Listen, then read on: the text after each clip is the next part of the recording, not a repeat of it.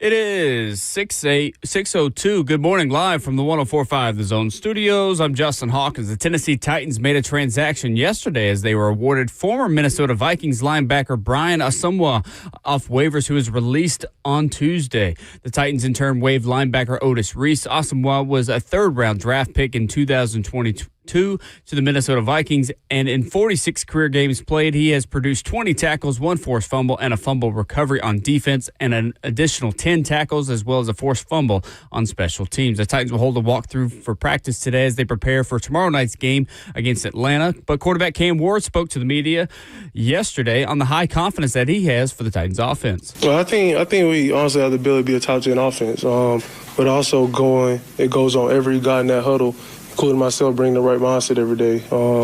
And us also playing together. I think that's the biggest things that we always play together. We never point fingers at each other on both sides of the ball. And we just got to always have that mindset that we can be the best offense in the NFL.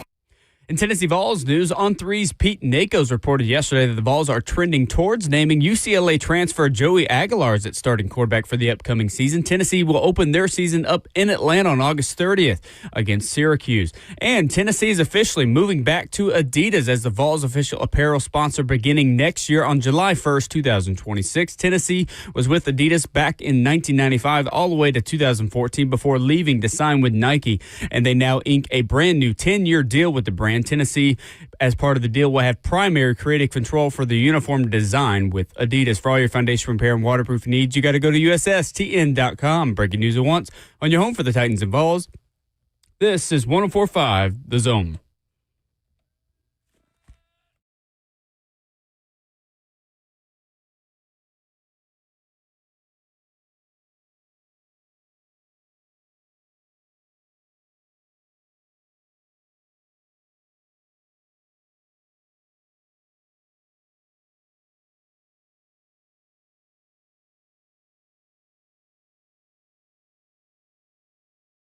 A very good Thursday morning to you in a foggy, full of condensation, Nashville, Tennessee. Welcome to Ramon and Will. We're fueled by Scooter's Coffee. We call Thursdays Friday Juniors, and we have got a busy show for you this morning. Titans training camp notes, a better day, but Ramon Foster called it. It was a chippy day between the Titans and Falcons in Flowery Branch. We will discuss. Coach Dave McInnes joins the show. That's at 7:20 this morning. There are details on Tennessee and a historic and unprecedented apparel deal with Adidas that will tell you. Plus, Buck Rising checking in from Atlanta as well at 9:20. Your phone calls at 615-737-1045. One day before Ramon Foster, the Titans take the Friday Night Lights of Mercedes-Benz Stadium tomorrow. Good morning. Hey, good morning, man. How was your evening yesterday? Solid as can be? Was good. Good. So was How about mine, you? man. It wasn't bad at all. Did a little film review yesterday at practice with the boys, man. They actually paid attention and feeling motivated, man. Kind of like the Tennessee Titans were yesterday at practice, Will, in Atlanta. Well, Flowery Branch, that is, man. You called it. You said, man, I hope that they don't just try to overcompensate and quote-unquote, bring the energy by just fighting. Mm-hmm. And what do they do, Ramon Foster? A fought, Will. A got into it numerous times yesterday, man. It was reported nationally by some people about how big of a melee it was in Flowery Branch, Georgia, against the Atlanta Falcons.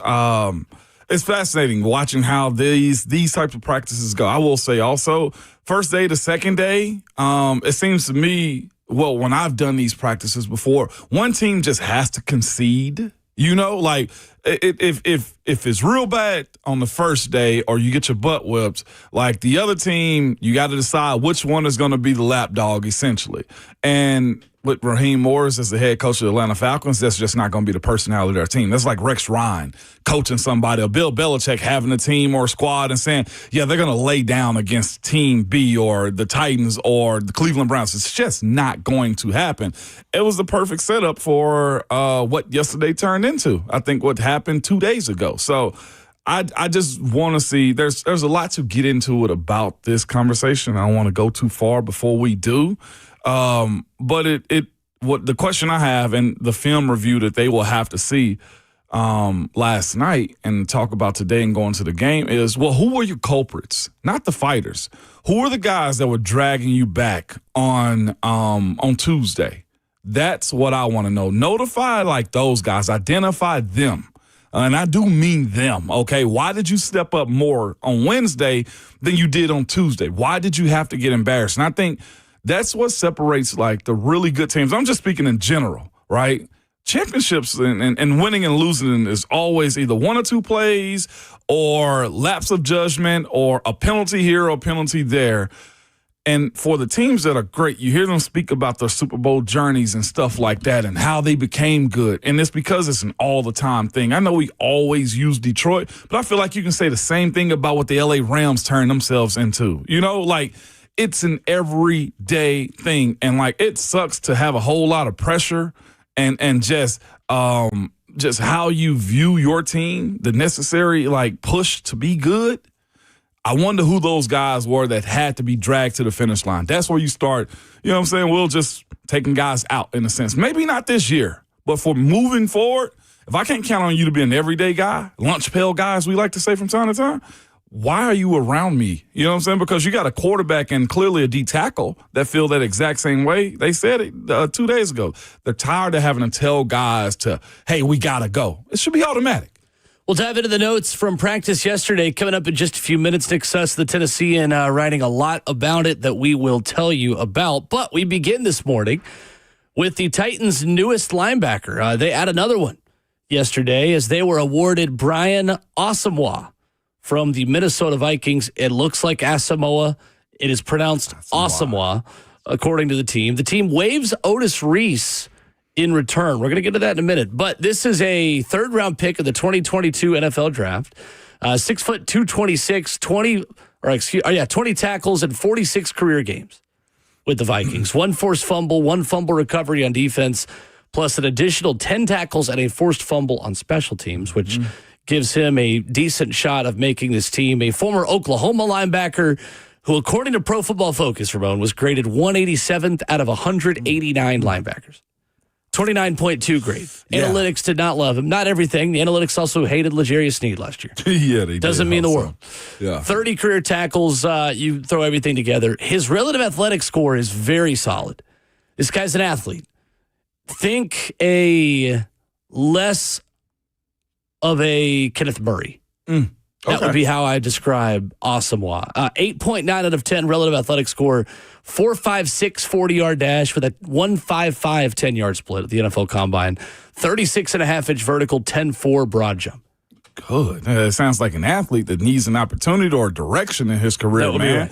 Right. And again, the Otis Reese signing, he's been injured. There's you cannot make the club in the tub, man, when it comes down to guys like him or undrafted or trying to find their ways on special teams. Teams are always going to try to seek and find the guys who are former draft picks that they've evaluated throughout the course of the draft year that they came out, and they like those guys from time to time. That's just how the game goes. And Otis needed that first game. Otis needed to be practicing. He needed a lot of the right things to keep his whistle wet when it comes down to his gameplay. But the way I look at Brian Asamoah is this.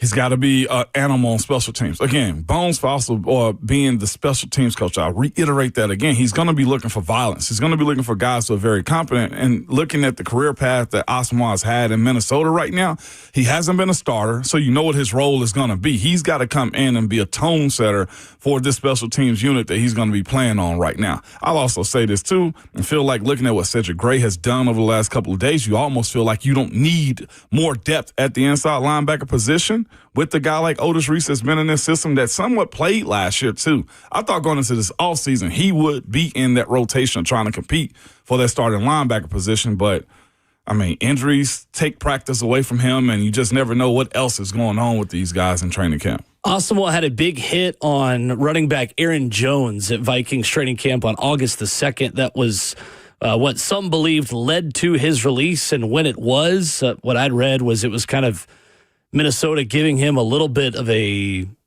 time to learn a new playbook and have a chance to make a new team and really be able to, just kind of accelerate a decision they were already going to do, but just do it before the total end of training camp.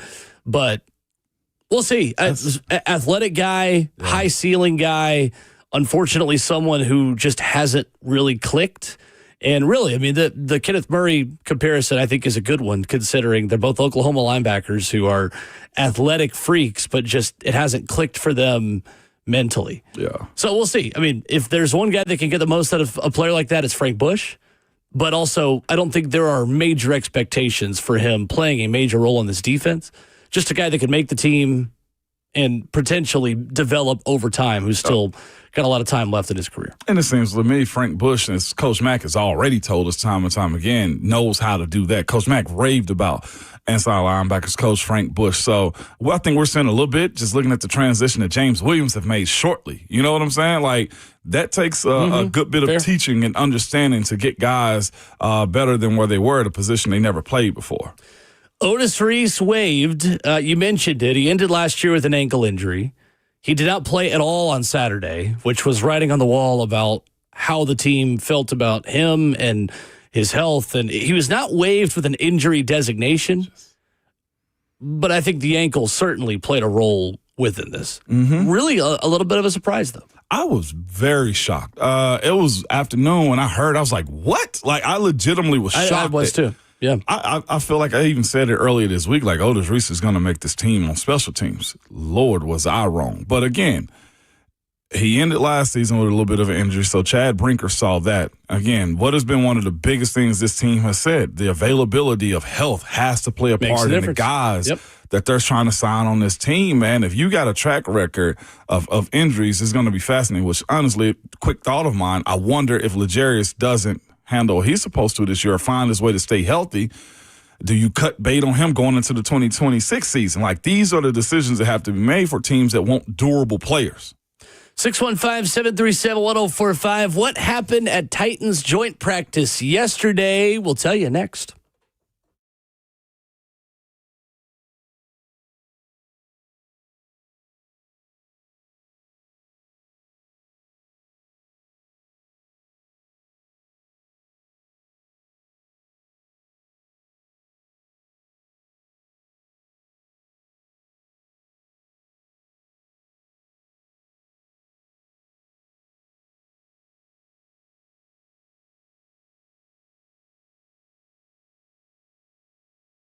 Is your concrete in need of repair? Maybe your sidewalk has shifted on you. You know what it is. Your driveway is cracked and sinking, or your porch steps have moved on you.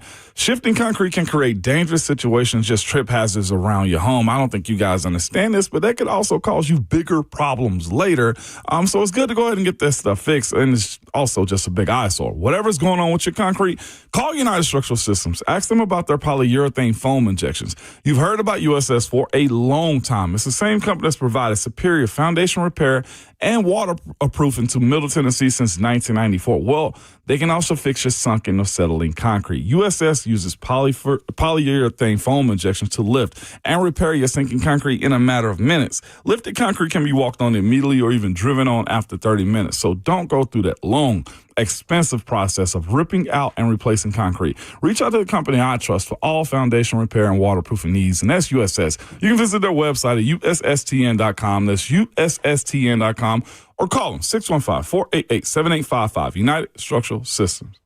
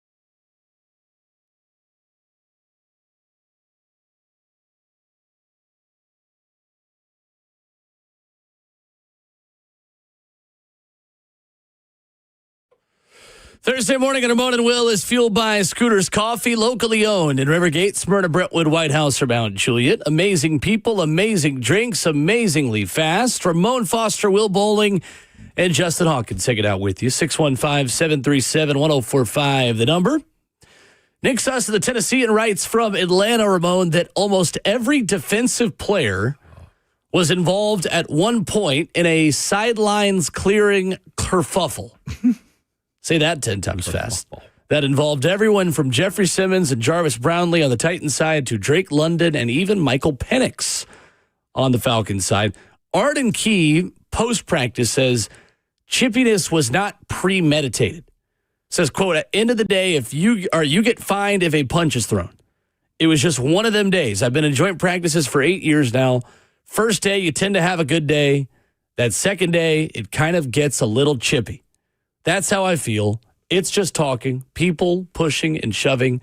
That's all it was. We mentioned before that you called it, but at least good to hear publicly, even if they're lying, that there wasn't some meeting like, all right, let's go fight them today to get the energy. Right. Oh, we got to kick they behind today, guys. We got to do it. Yeah, that's good. Arden played the game exactly as he should in that moment right there. But Arden, I'm sure, knows, like most athletes know, Will, yourself included in this one, man, that, look, you ain't got to say it sometimes we're going to fight. You feel the edginess of what the day before was. Like, I'm sure meetings were brutal. I'm sure they felt agitated.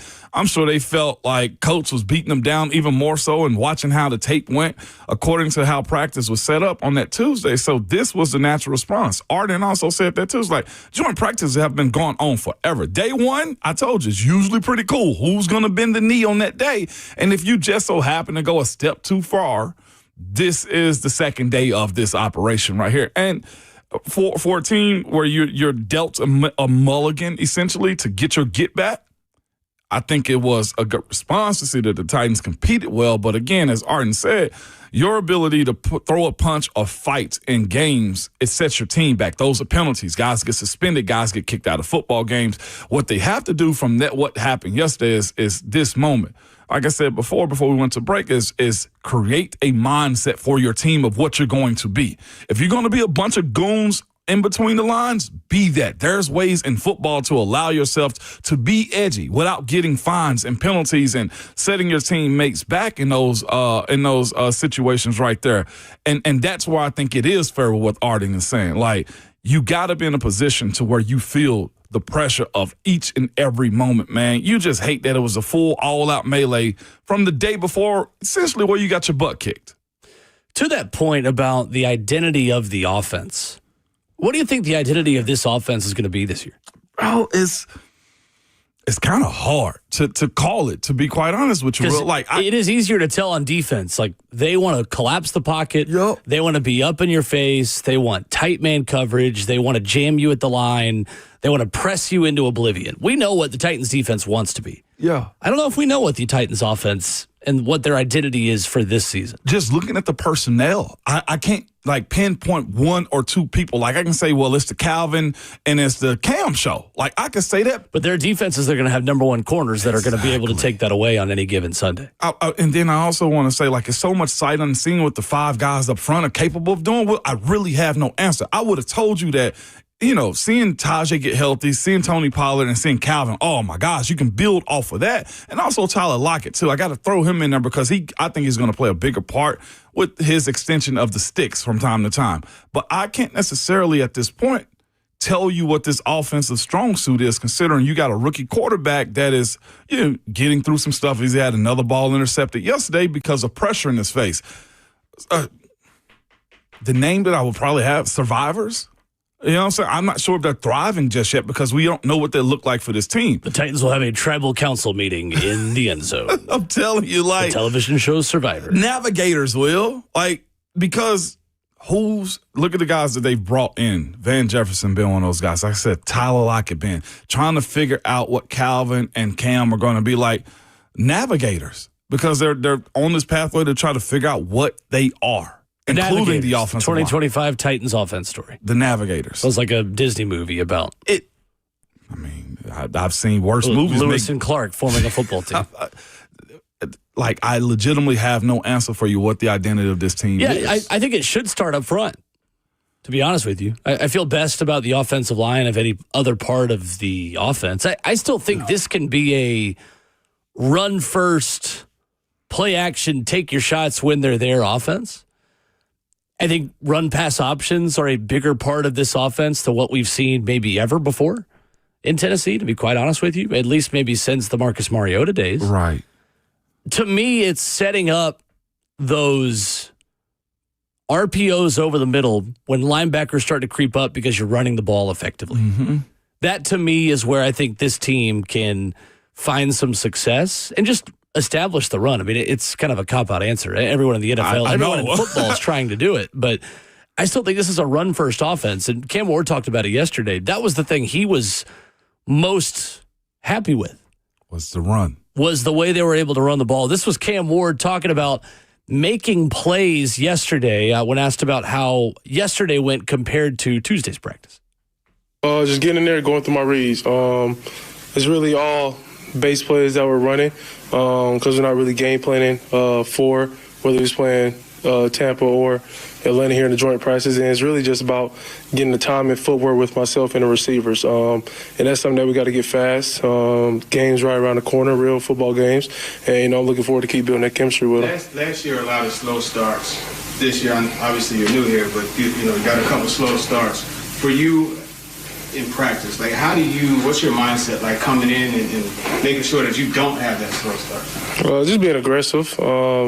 The only thing we had slow starts. It's been more of just not being disciplined on the first snap, whether it's my position or another player's position. It's just little details, whether it's a penalty on us, whether it's a turnover on us, or just an all-around bad play on us. It's just us not starting fast on the first play, just in assignment-wise. So that was Cam Ward yesterday post-practice. That is him talking about the base plays they're running, saying we're not really game planning. Yeah. Like we talked about yesterday. Yeah. We'll get to the cut I had in mind. There's another one that he talked about of making plays yesterday, but it does feel like everything starts with Cam Ward in terms of the identity of this team off the field. Like their identity as an offense off the field is Cam Ward's team. It is. There's no doubt about that. On the field, remains to be seen whether or not he is ready to hit the ground fast enough running that he can be the focal point of everything this team does. Because Tony Pollard in this offensive line, I think, is the best thing to build around for now. It is. And for his sake, too, it's best that they establish a run and create a line of scrimmage that hold the defenders back, Will, for the most part. Because, again, there's going to be a lot the teams are going to throw towards Cam Ward until he get about 6 games underneath his belt, man, to understand how teams are going to play his release, how they're going to play his wide receivers. And all of this is new to him with a bunch of new guys in this building in general. Like, legitimately getting to a point to where he understands the feel of the pocket, too. It's easier for a quarterback in his position to allow the big boys up front to set the tone. Cam doesn't have to be very selfish in his approach to be the man, I don't feel like, for this team. I honestly look at this approach the way Denver did with Bo Nix. Bo Nix didn't have any astronomical numbers the first part of, I think, the first 10 games of his rookie year, from my understanding. Will, like, it was a slow drip to get him to where he was becoming the man. And I think that's got to be the appropriate position that they are in. To his point, though, about the guys up front, like how they start, like whether it's false starts, whether it's missed assignments, I think the biggest point that he made in that snippet we just played was they're not allowed to start slow. They're not. Like the ability, they don't have that luxury. They don't. Their ability to be disciplined, right? To be on their job. Like I said, him going in early and spending a lot of time in the playbook, I don't think is a mistake. I don't think he's doing it for show. I think he's setting that up for everybody else to understand what are the requirements to be around and on this team. And if he's got the full understanding that you're picked number one for a reason, it's because you're on a bad outfit of a squad, then everybody else has to have the same attention to detail, man. And that's most important to everything this year is when it comes down to this offense, man. There was a rare moment yesterday where Cam Ward made the same mistake twice.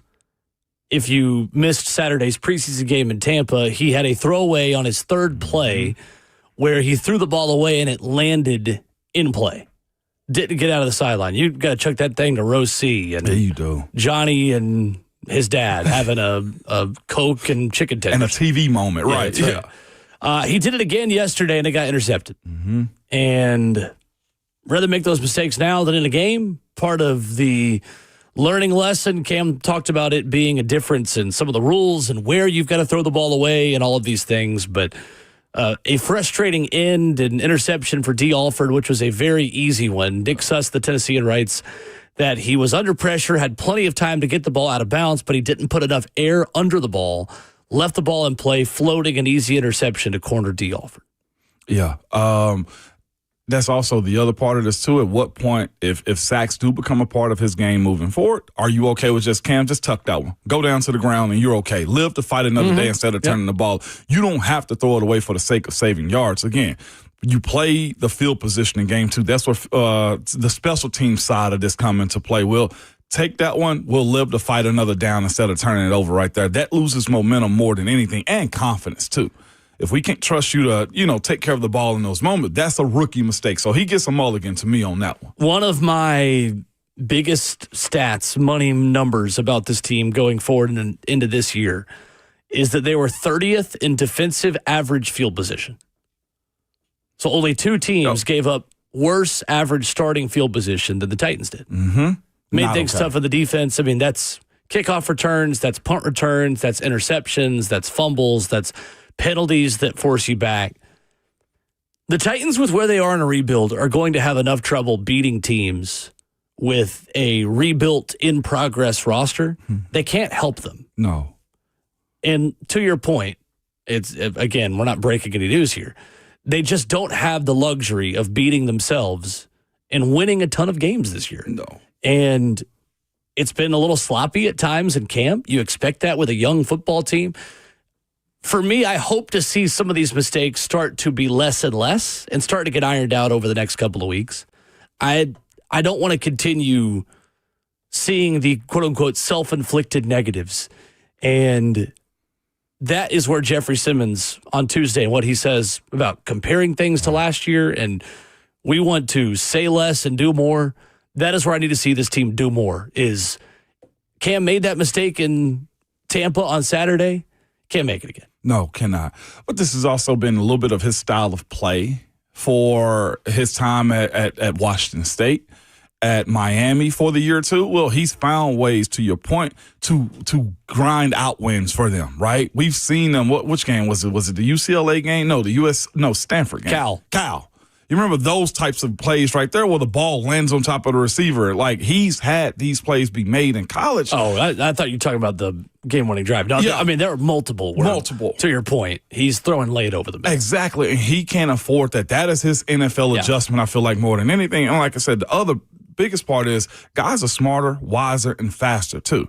Like, him rolling out of the pocket ain't the same as it is from college to the NFL. And I think that's a learning curve for him, too, to get over the hump of. And, again, the other part of it is supporting the other side of the ball or the special teams. Like, Morgan Cox and the operation that they got over there on that side of the ball is good. Sometimes it's not a feast. Sometimes you just got to snack, man, and wait for your defense to get the ball back to you. He has support, and he's got to be able to utilize that. The defense, according to Nick Suss, the Tennessean, had a shaky start in red zone 7-on-7, but the full defense kept the Falcons' playmakers out of the end zone for 6 plays from the red zone and pressured Michael Penix play after play. Positive yesterday from the defense. Nick Suss writes, this included a stretch where Arden Key recorded a sack or hurry on 4 consecutive plays. 2 of which came on simulated 3rd and long or 4th and medium situations. In the full team 2-minute drill period, the Titans gave up some completions but did not allow the Falcons to score. I think at the very least, we'll talk with Buck at 9:20 and Coach Mack coming up in just under an hour at 7:20 about it. At the very least, the defense cleaned things up a little bit yesterday for the team. That was big. Specifically, Arden. Arden's got to be, as much as we're talking about Femi Oladejo legitimately being like the rah-rah guy, it's Arden. If Arden don't answer that call, man, I don't know if his teammates gets behind him. More than anything, it's the idea that Jeff got somebody else with him. Like, that pressure of hearing your teammates chant and go after a guy and have a high energy is huge. I know he said what he said as far as there was no intent on it being a messy day or at least aggressive fighting type of day. But hearing the way Arden's response was on day 2, well, he was very intentional about the work that had to be put down against the Atlanta Falcons yesterday. So, again, I tell anybody, like, the way you stay a pro is not just doing it once, it's doing it again. Will they have the same attitude and attention to detail going into the game on Friday night? 615-737-1045. Joe the trucker is in Kansas this morning. What's up, Joe? Hey, what's going on, guys? How are you doing today? Good. Good morning.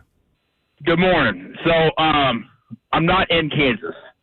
I'm the guy that called in from Minneapolis, Kansas last week. Sure.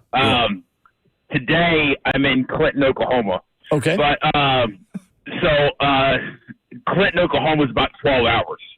I don't want you to embarrass yourself. That was on me. I said about 2 hours last week. I saw you. I was watching on YouTube, and I saw you look down and away, and I was like, oh, yeah, he's embarrassed. I appreciate giving me the answers up front. Thank you. No problem. Hey, so got a question for you. Landmark firings, bar rescue style, okay? The Titans keep not showing up day one for practice, and, is there a player that the Titans could just cut and say, look, we're not going to deal with this anymore? And that way everybody goes, okay, they're for real, and we can start showing up day one. Like, that's kind of my question. Gotcha. Understood. Thank you, Joe. I'll leave it on to you. I appreciate that. Thank you. Appreciate it, Joe. Be safe. I don't know. I don't know if there's one guy. I mean, I don't think there's one. They let go of Otis Reese yesterday. I mean, that's maybe not what Joe's asking, but I don't really know if it works like that in the NFL. Ramon. No, because it's Joe, to your point that you're trying to make. Like, is there a cancer that's dragging everybody else down? Here's what coaches believe: I'll tolerate you until I can't anymore, and that means finding a replacement. This part of the season right here, there are no replacement for guys. I don't think Otis Reese was a replacement cancer type of guy. No, I think it was injury. You know what I'm saying? Availability just lingered. But in the NFL, it just don't work like that. You find that guy's replacement in the offseason or in the draft more than anything if you got a problem like that. I just never saw that be the reason why. Like I said, I think you can identify, Joe, to your point, the guys that are sluggish to start. If you got somebody that you can tell by body language they're not in it, but even still, that comes from peer pressure of your teammates and coaches calling guys out in meetings if you feel like somebody's dragging you back. I can't see that being the case just looking at this roster right now. I think all hands are on deck. It's just a matter of the attention and the focus that guys got to have to initiate their task at hand. Streaming the show live at 1045 The Zone TV, Facebook Live, YouTube, Twitter, or Twitch. You can hop in the Evan and Beg chat there. We got nearly 200 people already waking up with us early on YouTube. You can join that community and the conversation always. Coming up, though, Ramon, there are two position battles that we have kind of declared over that, according to reports yesterday, might not be over. We'll talk about that next.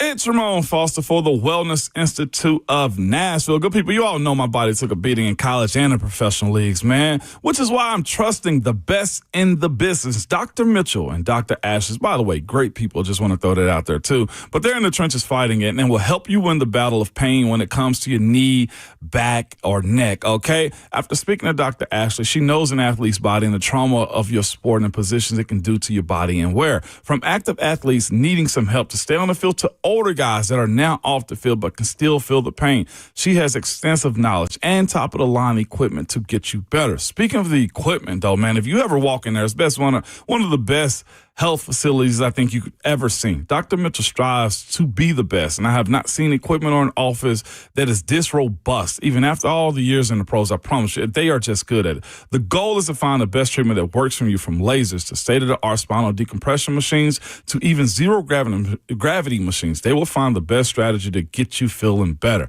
Again, I've been telling you guys with the Wellness Institute of Nashville, start your road to a pain-free life, and it is possible.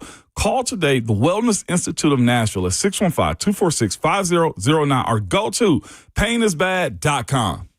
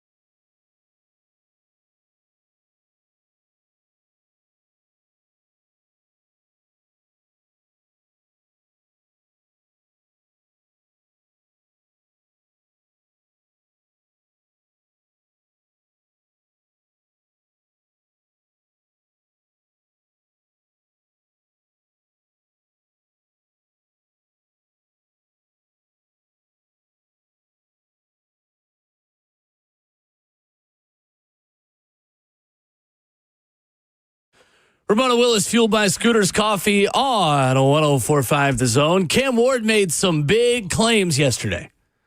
Some big statements that you're going to hear coming up in just a few minutes. You can make a big statement with us, 615-737-1045. Two position battles, Ramona, I thought were over. Mm-hmm. Might not be.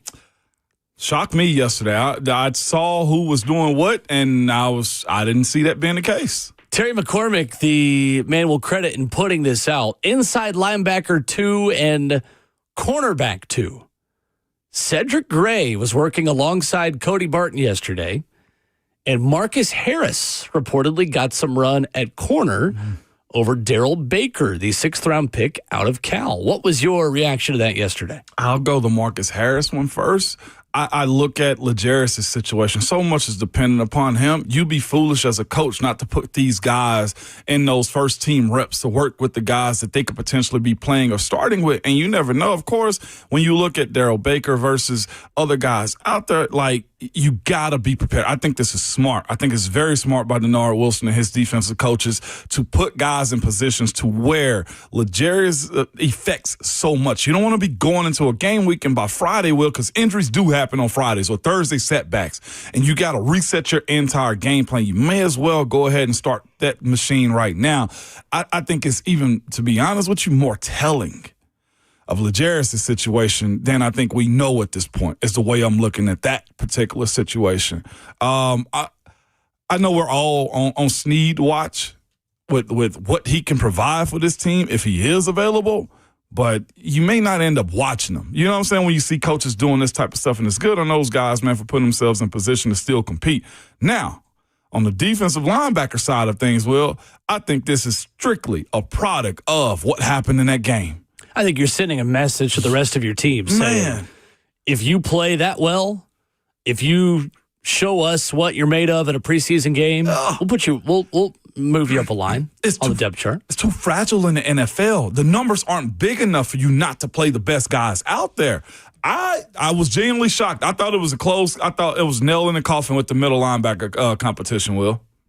I do think there is a lot of value at that position specifically of having 3 guys for 2 spots. And based off of the matchup, if you are playing one of the really good tight ends that you're going to see around the AFC South and in the NFL this year, and you got a new one over there in Indy and Tyler Warren that you're going to have to see for the foreseeable future. Yeah.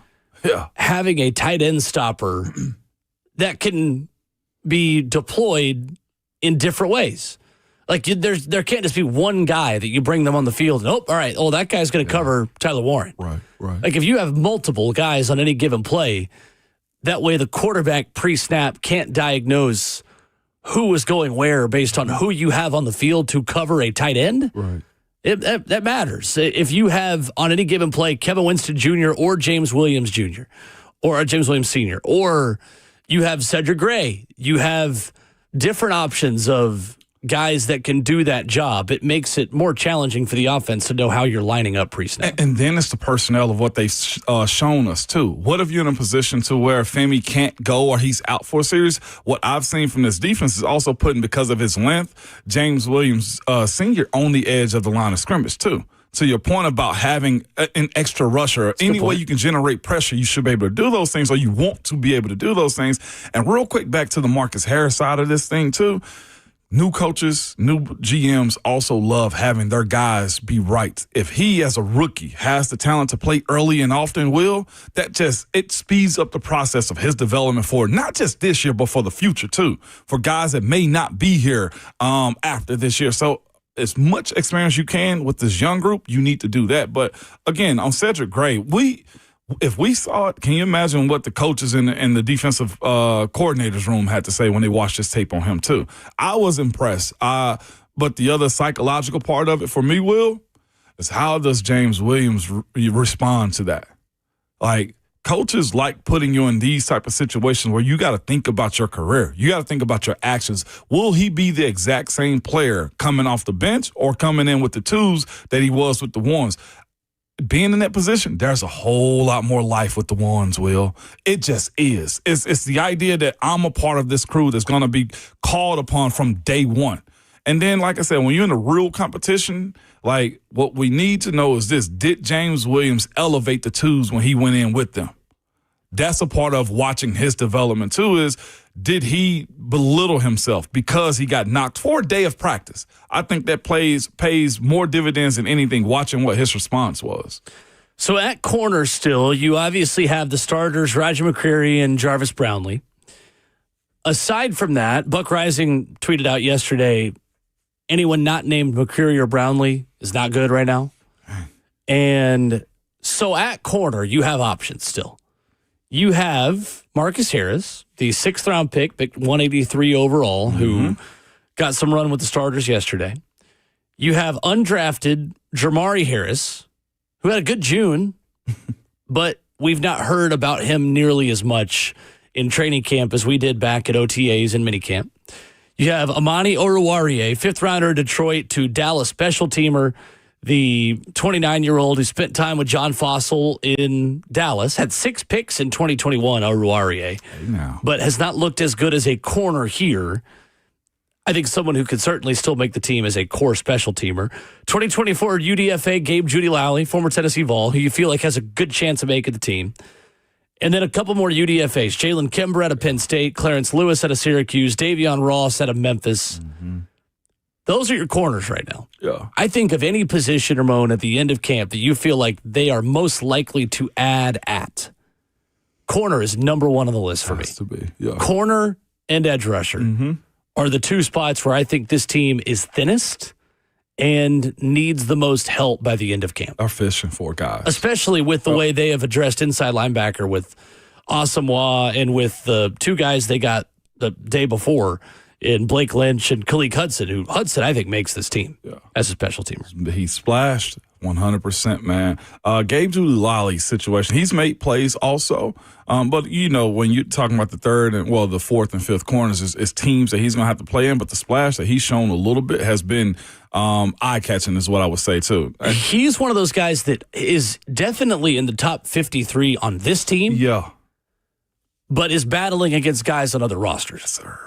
That's the struggle for Gabe Judy Lally right now. I think if I'm him, I feel really good about where I stand based on the guys around me. But with the number 1 spot on the waiver order, the Titans have their pick of anyone who gets waived at the end of training camp on all 32 teams. And for guys like him, that 3 o'clock on that Saturday opening weekend, it matters because they can cut you up until that point as far as making the 53-man roster. They will churn the waiver wire wheel when it comes down to it. Absolutely.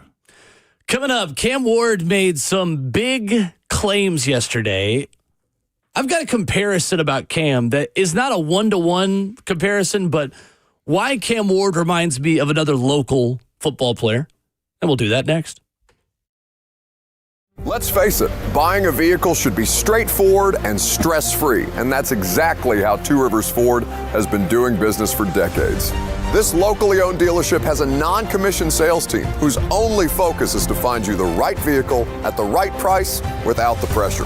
So you'll actually have a fun car buying experience. Great prices, easy financing, and a non-commissioned sales team. Two Rivers Ford, the South's most trusted Ford dealer.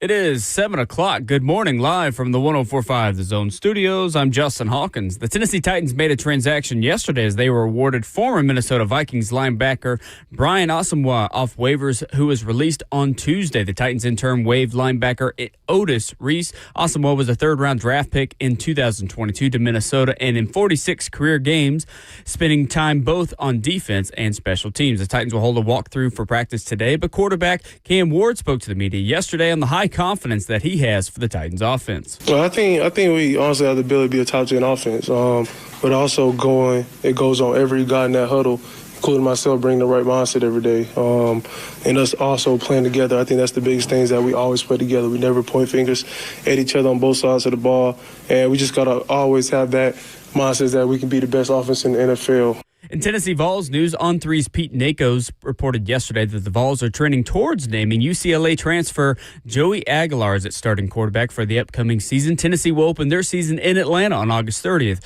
against Syracuse. And Tennessee is officially moving back to Adidas as the Vols' official apparel sponsor. Beginning next year on July 1st, 2026, Tennessee was with Adidas back in 1995 all the way to 2014 before leaving to sign with Nike. And now they ink a brand new 10-year deal with the brand. Tennessee will have primary creative control for uniform design with its new deal with Adidas. For all your foundation repair and waterproofing needs, you got to go to USSTN.com. Breaking news at once on your home for the Titans and Vols. This is 104.5 The Zone.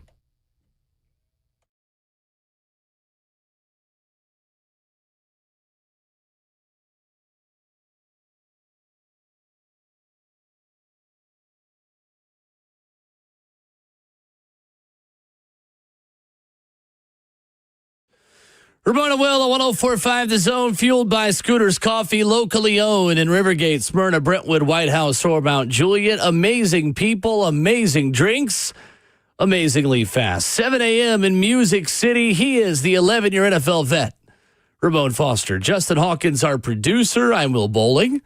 In 20 minutes, Coach Dave McInnes stops by. We'll talk about Tennessee's historic deal with Adidas, why you should care if you're a Vols fan. Coming up in hour 3, Buck Rising set to join us from Atlanta at 9:20. Ramon, Cam Ward made some big statements yesterday. Yeah. There's a lot to unpack. It is. Probably too much for us to get into all today. I think we will be able to react to some of what he said tomorrow as well, because he might have talked to ownership indirectly a little bit yesterday, something I thought was interesting but needed from Cam. Cam Ward also said he thinks this can be a top 10 offense with top 5 wide receivers.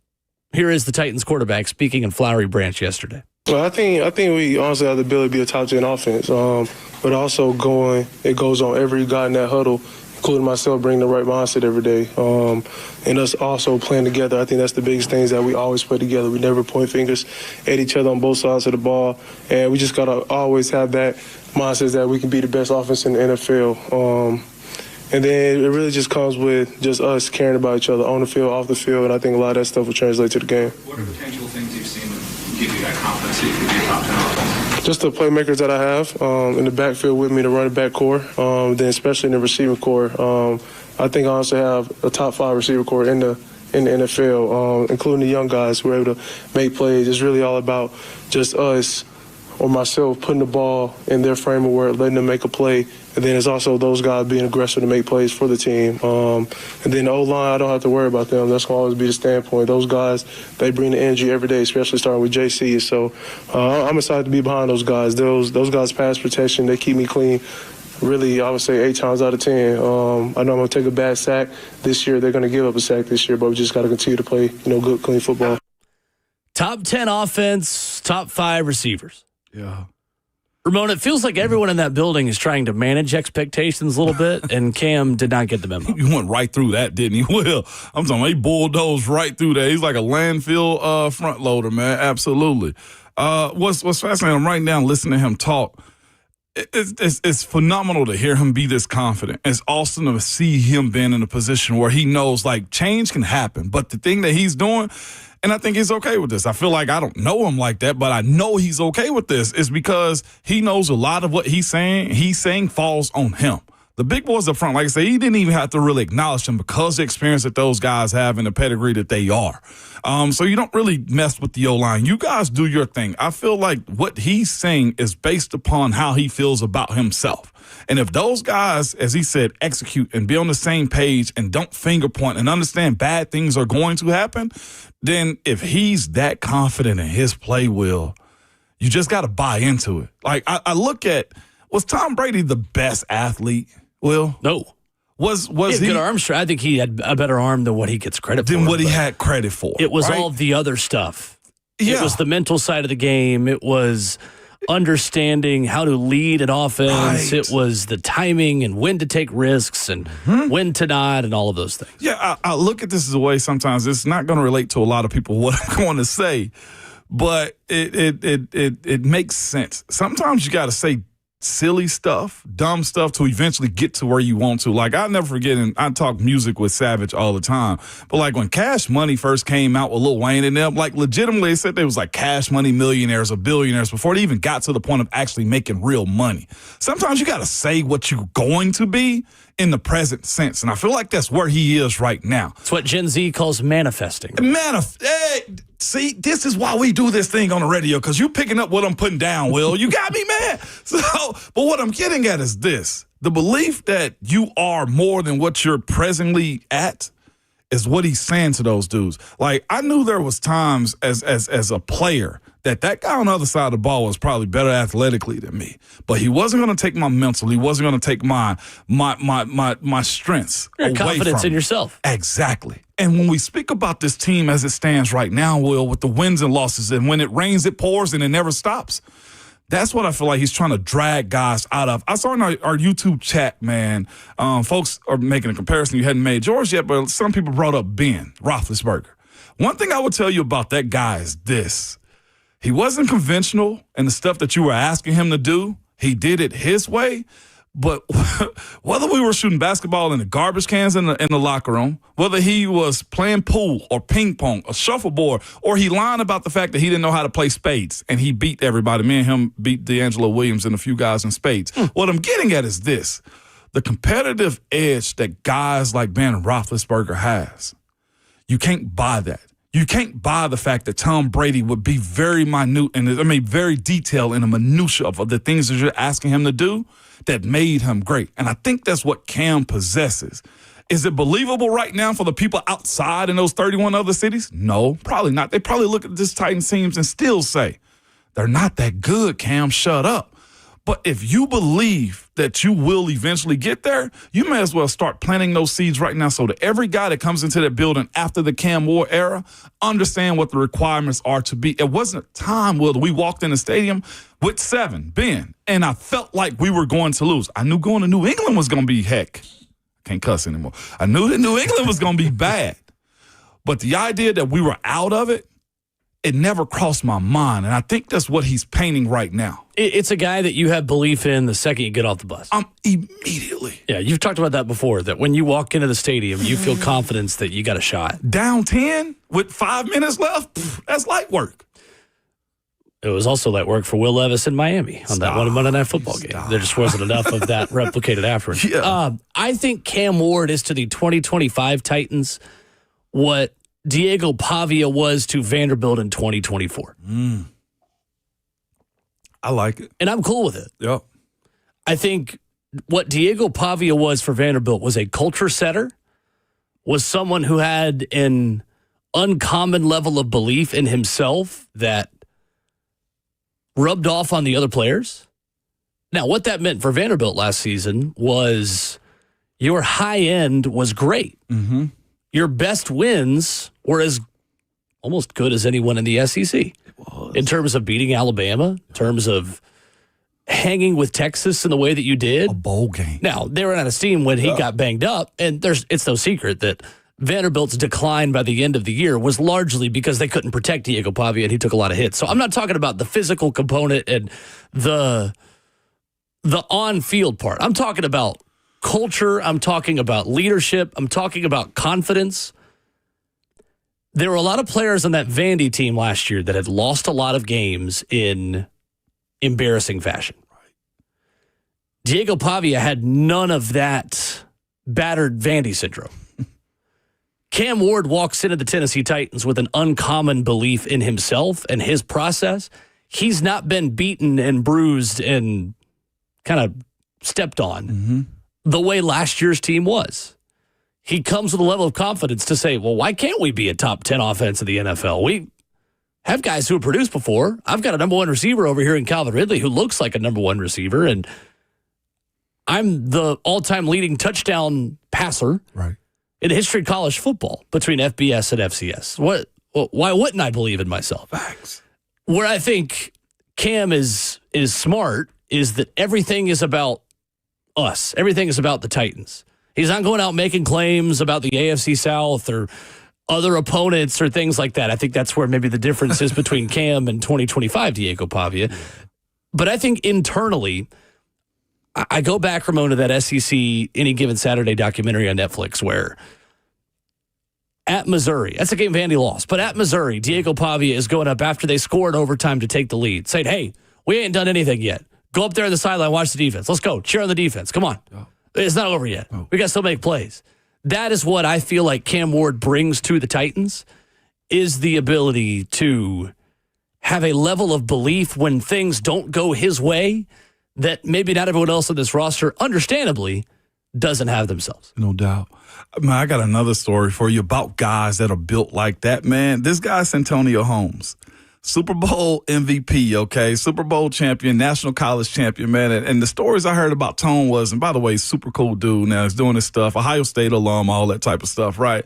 But to your point about walking into a locker room with like an abundance of confidence, they said Santonio as a young guy going into that Super Bowl run that they went on in '08, said usually young guys don't talk well, to your point about the youth leading the charge and stuff, like the young players leading the charge the same way Cam Ward is doing with this team full of vets. Like that team was full of guys like Jerome Bettis, Troy Polamalu, like there's a lot of names.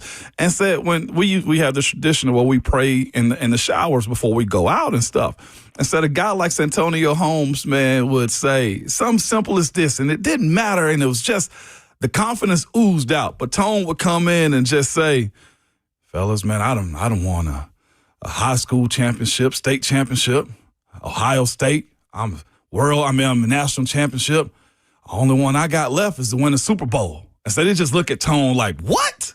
Bro, you ain't got no time. But here he is now making one of the greatest plays in the Super Bowl because of that confidence that oozes out of guys like that. You can't explain it. Some people think you're weird, you're crazy. On my flight back from Jacksonville this past week, I'm sitting next to this businessman here in Nashville. He listens to the show, too. Shout out to Steve, man. I sat next to him on the flight. Shout out to Steve, man. But we were having this conversation. We're having this conversation about success in business and stuff. He's a successful businessman here in the city. And I said something to him, and I was like, man, in order to be great at your craft and what you're doing, I was like, nobody believes in you if you don't believe in yourself. I say this often. You got to be dumb enough, stupid enough, crazy enough to believe that what you are about to do or plan to do is going to actually work. When we look at this roster on this squad, I think we can probably pinpoint 2, maybe 3 guys that we feel is that way. I think Jeff is one of those guys that's just crazy enough to think that this team is that good. I think looking at Cam Ward right now, it's crazy enough to think this team is. I think Calvin now, because of Cam, think this team can be that good. You need, I'd say, about 30 more of those guys. The rest will follow suit. You know what I'm saying? But you need about 30 more of those dudes on your team to create, which is why I'm always asked about the Pittsburgh culture. You need about 30 of those guys to help set a culture like that. And that's what you're looking for in this moment. So I think Cam speaking up and saying the stuff that he's saying, at some point, guys are going to start to believe. Coming up, Titans Radio's head coach joins us. Coach Dave McInnes from Atlanta talks Titans and Falcons after this.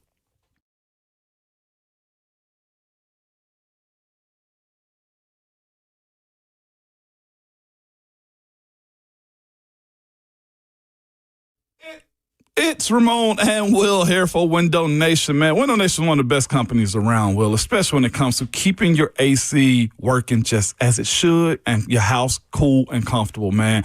You can replace your old or builder-grade windows with custom-built, high-quality windows from Window Nation. Window Nation also they do the small details, like they measure 3 times to ensure your windows fit perfectly and keep your home comfortable year-round. Their installation crews, they can finish the job, Will, in a day or less. And Ramon, this month you can get 50% off all window styles. That's right. Put 0 down, make 0 payments, and pay 0 interest for 2 years. You could pay nothing until 2027. We trust Window Nation because of their A+ rating for the Better Business Bureau, the 50-point inspection of every window before it leaves the factory, the 20-point inspection of every window when it's installed as well. With a 96% customer satisfaction rating, you got to check them out online at windownation.com. 866-90Nation is the number. Schedule a fast, free estimate now with Window Nation online at windownation.com.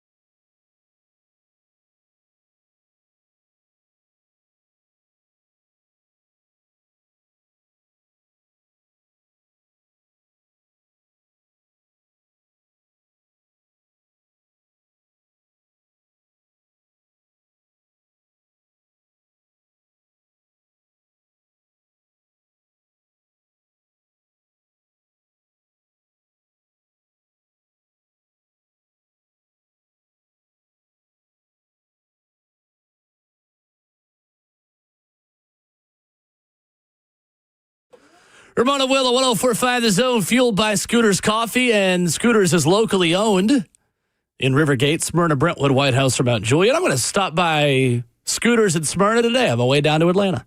You should. It's usually a good time, Will. On my way to go see the Titans and, most importantly, go hang out with Coach Mack, who joins us, presented by the South's most trusted Ford dealer, Two Rivers Ford. What's going on, Mack? How are you? I'm good. Got a little bit of going to a walkthrough this morning, and then we'll load up a bus and change hotels and go down closer to the stadium in Atlanta and be ready for the game. This has been quite the extensive road trip. I think it's been worth it.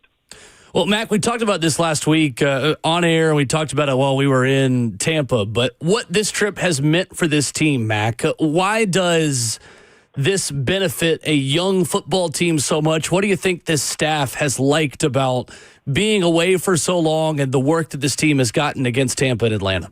Well, not only the staff, the team. I mean, I've been around this team for going on 10 days now, and they're taking every bit of it. Look, this is not a zero-sum event. I mean, this is an event meant to accelerate some learning curves. The only way that you get better in this league as a young player is time on task. And the only way you get time on task is you get reps. This has accelerated practice reps against opponents, which is extreme. And then there's been a lot to take away from it, both plus and minus, because that's what these things are. You don't grade it as a zero-sum event. You grade it as a total entity. And this is a very, very young team. You can tell it's a young team just because they've been working against two of the top teams, the two top teams in the NFC South, and you can see that where teams are with their development. This is what this football team is trying to get to, but it takes time, and there's a lot of teachable moments in this, and I know that the players and the staff are appreciating the teachable moments that we've had these last 10 days. Mac, it sounded like the offense and defense both bounced back a little bit yesterday after a sloppy day on Tuesday. Cam Ward talked about how they may have averaged 5 or 6 yards per rush, according to his estimation, and him becoming a quarterback and a statistician yesterday, Mac. How positive of a performance was this for the rushing offense specifically, and what do you make of that group so far of the running backs? Yeah, I'm not worried about, as I said, this is not a zero-sum event. I mean, this is not one of those events where you're gonna parse it like that. I have the whole bounce back thing, really doesn't even register with me. What registers with me is how they're working. And there's going to be ups and downs no matter who you're working in training camp. There are going to be days that you're going to be on top of your game, and there's going to be days when you're going to struggle to get to the point where you really want to be improving your game. But that's what this is all about. Yeah, I'm not into grading, what they're doing daily. And to me, this is about, as I said, the total experience.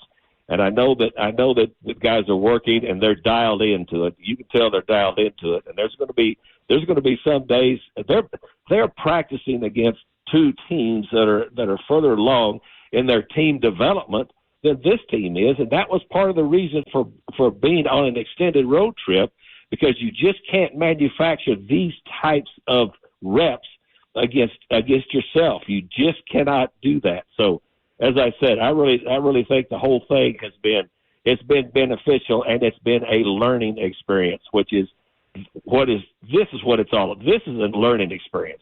That's what this trip is all about. Coach Mack's with us this morning talking about the Titans and Atlanta Falcons joint practices. Mack, with that being said, so we saw a little bit yesterday of coaches giving guys what they've earned and deserve almost in a sense, man. Seeing Cedric Gray roll out with the ones, Coach Mack. As a coach, man, that's seen open competitions be real, how refreshing was it to see Cedric Gray kind of roll out with the ones and hold up? And I feel like based upon what he did in this past week game against Tampa. Yeah, I think so, Ramon. And again, to me, this is a big off season and a big training camp for Cedric Gray, because he missed everything last year, which, as you well know, is a very important part when you first come into the league, is being able to get your sea legs under you and understand what it's about playing in this league. he never really got that last year because he was injured. He was injured early in camp, and so he missed a lot of developmental time. I've been impressed with the way that he's embraced this off season, and he's taken to what and I think the addition of Cody Barton has really helped he and James Williams a lot, because what Cody Barton does, I spend some time talking with him because I gravitate towards the linebackers just because I know what they're going through. I've having done it for so many years with that position, and he settled those guys down because now what they don't have to do. I mean, you can speak to this. If you're confident with the guy playing to your left and playing to your right, well, they, especially a veteran, can settle a young player down by taking a lot off of his plate as to where they can really just concentrate on the task at hand rather than worrying about everything. I think both of those guys have benefited from Cody Barton being here. And then even when Cody was not out there, I mean, they've shown up. And the thing that I really look at when I look at young linebackers in performance, in practice and in games, is are they triggering? How long does it take them to trigger, and how quickly are they getting ahead of blocks, and then how aggressive are they attacking things downhill? And then, of course, they'll get the nuance of playing in space. That comes along. But if you find a guy that's recognizing what's happening in front of him at the linebacker position and triggering and going and just making tackles when the ball carrier presents itself, that's what I think both of these young guys are doing. And you're right.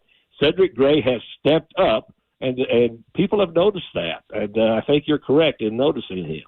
Coach Mack, the other side of this is interceptions happen. Cam seemed to have yesterday, the way it was reported, be under a little pressure and decides to throw the ball up in the air. And this time it doesn't fall and hit the ground, Coach Mack. Is this a part of training camp to where all three phases start to come together just a little bit more? And the lessons that Cam has is, look, not every meal is a feast. And sometimes it's better either just take a sack, or if you can, throw the ball to the sideline and not in harm's way. You got a good operation and a coach that knows what he's doing, and Bones Fossils on the special team side of this squad this year, Coach Mack. How important is it for a young rookie in Cam to understand, look, tuck it, take the sack if I can, protect myself, and live for the next down and field position? No, he understands that, and the one that he tried to throw away. I mean, that play lasted a long time, and he finally just ended up firing it way to the sideline, and the corner jumped up, made the play. And everybody sitting on the hill reacted like it was a Super Bowl. I mean, to me, you just understand what this is. He understands that. I don't look for him. And again, we haven't. This is a developmental process for him too. Yeah. But I think he's very well aware that taking sacks and turning the ball over is one of the prime things you can do to stall and to crush an offense. I think he understands that very well. Coach Dave McInnes of Titans Radio with us, presented by our friends at Two Rivers Ford. Mac, when you look at what this team wants to accomplish tomorrow night against Atlanta, Cam Ward talked yesterday about how they're not totally game planning for practice. They are installing base things. They're still adding different plays and different concepts for him. What is that process like, determining what plays you want to work on in a preseason game, Mac? Yeah, they're not game planning at all. I mean, right. You got a guy sitting right there that did it for 11 years. How many game plans did you ever do, Ramon, in 11 seasons? That's a lot of snaps. A lot of snaps in 11 seasons for Not much at all, Coach Mack. We see the day before tape, and that's about it. I tell you, close your eyes, tell me what you see. Zero.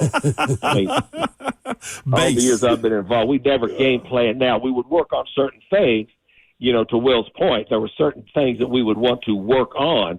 That depends on where you are with the development of your offense, your defense, or your special teams. And that's the beauty of preseason games. The thing about preseason games is, though, there are only so many reps that you have that can be spread out over 90 players. That's why there's an advantage to practicing against other teams, because now the coaches can control the reps and you can control who you go against.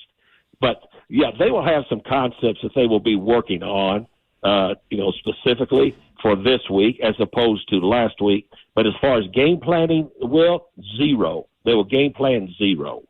Matt, Khalil Mullings had a little over 4.5 yards per carry in his preseason debut as a rookie, and now with Tajay Spears sidelined, there are more reps and more opportunities for him and Julius Chestnut. What's been your first impression watching Mullings in his first training camp? They just got. I mean, they've got to take advantage of it. I mean, it's Tajay being out with the ankle, they've got to take advantage of it, and that's why these reps in practice and these reps that we're going to have in this preseason game coming up are extremely important for those two guys, because as long as Tajay's out, you would have to expect that those two guys will be able to be up and be active, because that's your three backs. So to me, it's critical as far as to what they do. They both had a small sample size right now. We know what Julius Chestnut is, and what he can do. And then, Mullings has got to be who he is. He's a downhill big runner, and that's what he has to do. And that's what he has to bring, not only from the line of scrimmage, but he has to prove to Bones Fossil that he can be a factor on special teams too.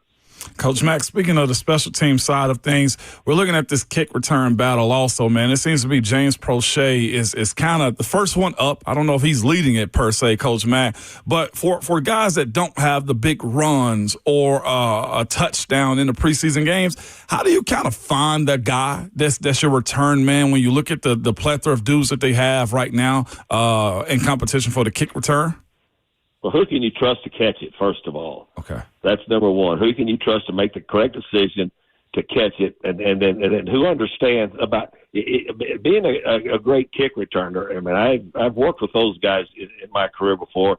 Those guys that understand that it's not see how many times I can run sideways back and forth. You're not going to outrun hardly anybody sideways in this league, especially the way the coverage teams are now.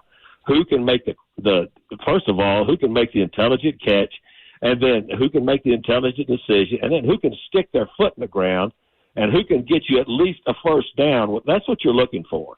You're looking for a first down per return, and then if things happen to unfold down the field, then you're looking, it's very seldom that they turn into touchdowns. But if you've got somebody that can consistently give you a first down every time that they get a chance to return a ball, that's a plus for you. That's what you're looking for, those kind of guys that can be consistent doing that. No doubt. Also, with this inside linebacker position, Coach Mack, I've seen a little bit with the tape that we've seen in the games. You have a guy like James Williams that could be a tool for you, Coach Mack, off the ball or rushing off the edge, man. How is his next pathway, I guess, to becoming a playmaker good for this team? I saw yesterday he blitzed and ended up getting a sack on the play, but there's a whole lot of value with those three linebackers and Cody Barton, Cedric Gray, and James Williams. Specifically, James, is it super important for him to be good off the edge too at times, Coach Mack?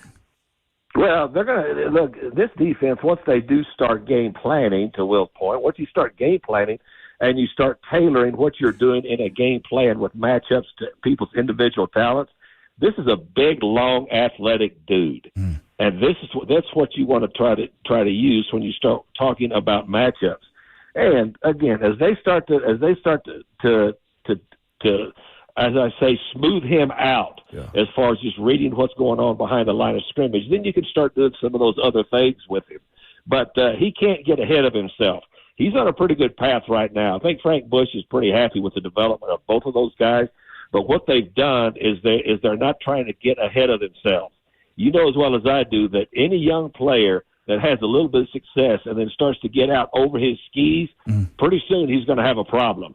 So as long as he'll just stay on this developmental track, I think both of those guys are going to be contributors. They have to be. As young as this team is, people are asking me a lot, especially with these out-of-market radio hits that I'm doing everywhere, how many young players are going to have to contribute? And I say all of them because this is a young team. Speaking of one of those young guys, Coach Mack, going in his second year, it seems to be very refreshing to have Jarvis Brownlee Jr. be one of those guys. He's calling himself a leader, Coach Mack, and seems to be readily available to step into the next role. That's got to be an awesome sight for a coach on the defensive side of the ball, Coach Mack. It's never been too big for him, Ramon. I mean, you remember, last year, it's there. Some guys, it's just not too big for them. Right. And that encompasses a lot of things, but it's not too big for this guy. He's got the right makeup, and there's going to be a lot. There's going to be a lot on him because this again. It's a young secondary. They're going to be tested. They've been tested in these 2 weeks that we've been on the road because they've been going against some very accomplished receivers. But it's never ever been too big for him, which is a huge plus, especially at that position, which can put you on an island really quick. Coach Mack at Titans Radio, presented by our friends at Two Rivers Ford, joining us every Thursday at 7:20. Titans and Falcons tomorrow night here, courtesy of Titans Radio on 104.5 The Zone. Mac, look forward to seeing you soon down there in Atlanta. Appreciate the time. Well, have a safe trip. Moan, always great talking to you. See you guys. Yes, sir. Yes, sir. Coach Tate McInnes with us here this morning. Mac solid. Got to give it to Mac, man. To his point, and I'm really curious on that, Ramon, with the game planning and just how you pick the plays you're going to run in a preseason game. Like, how much of the mentality and process about that changes team to team? Is it always just vanilla, base concepts, nothing crazy? Or how much, Ramon, to you and your experience, are coaches sitting down with a script saying, all right, this is what we didn't get done in practice this week. Let's work on it in the game. Like, what was that like for you as a lineman and 11-year vet? Usually it's always very simple in preseason. You don't there's so much you will do during the week leading up to the game that you won't call in the game because it's still preparation for week one. I think this week and next week will start to be the beginning of planning for Denver. I hate to say next week's game doesn't really matter a whole lot, but you will start to incorporate cards where guys in a position to where they start to read off of what Denver defense is doing or Denver offense is doing, and you slowly incorporate those things that you want to start running for week one that has nothing to do with the preseason whatsoever. So there is a slow process and lead up to it. Now, what I will say is what you get out of guys is if you want to see a guard pull or you want to see a linebacker blitz, you have the ability to do that because those types of things are always involved in the game plan regardless. You want to see what guys are capable of. Hey, we're going to slide away from this guy a little bit more to see if he can handle the one-on-ones, or we're going to set a matchup to where we put this guy in motion to see if he can actually get to his spot. And the quarterback can also deliver the pass. You have that side of it, and especially I think a lot of this comes down to special teams too. Can a guy deliver his task in those moments in punt block or punt return or kickoff return? You do little small things, but the overall game plan, it's incorporated throughout practice when you have walkthroughs, and then you go back to vanilla during the course of the game because, again, you're trying to see guys' best attributes, not confuse them because it's a process. Coming up, Jerry Jones spoke yesterday. If you're a Cowboys fan, that's never good news. We'll tell you what he said next.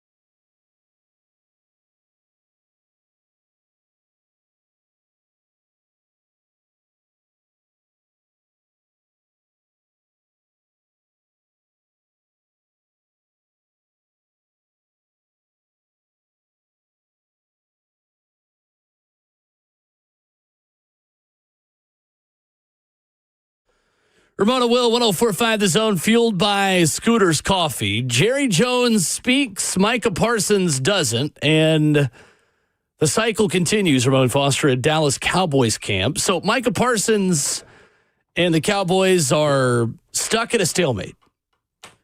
This is just going the same way these things always go. It's ridiculous. Player requests trade, wanting earlier payday. Team digs in heels because in the NFL, teams have all the leverage. Jerry Jones yesterday says, nope, there's no deadline at all to get a deal done. Says you don't have deadlines when you're playing under a contract.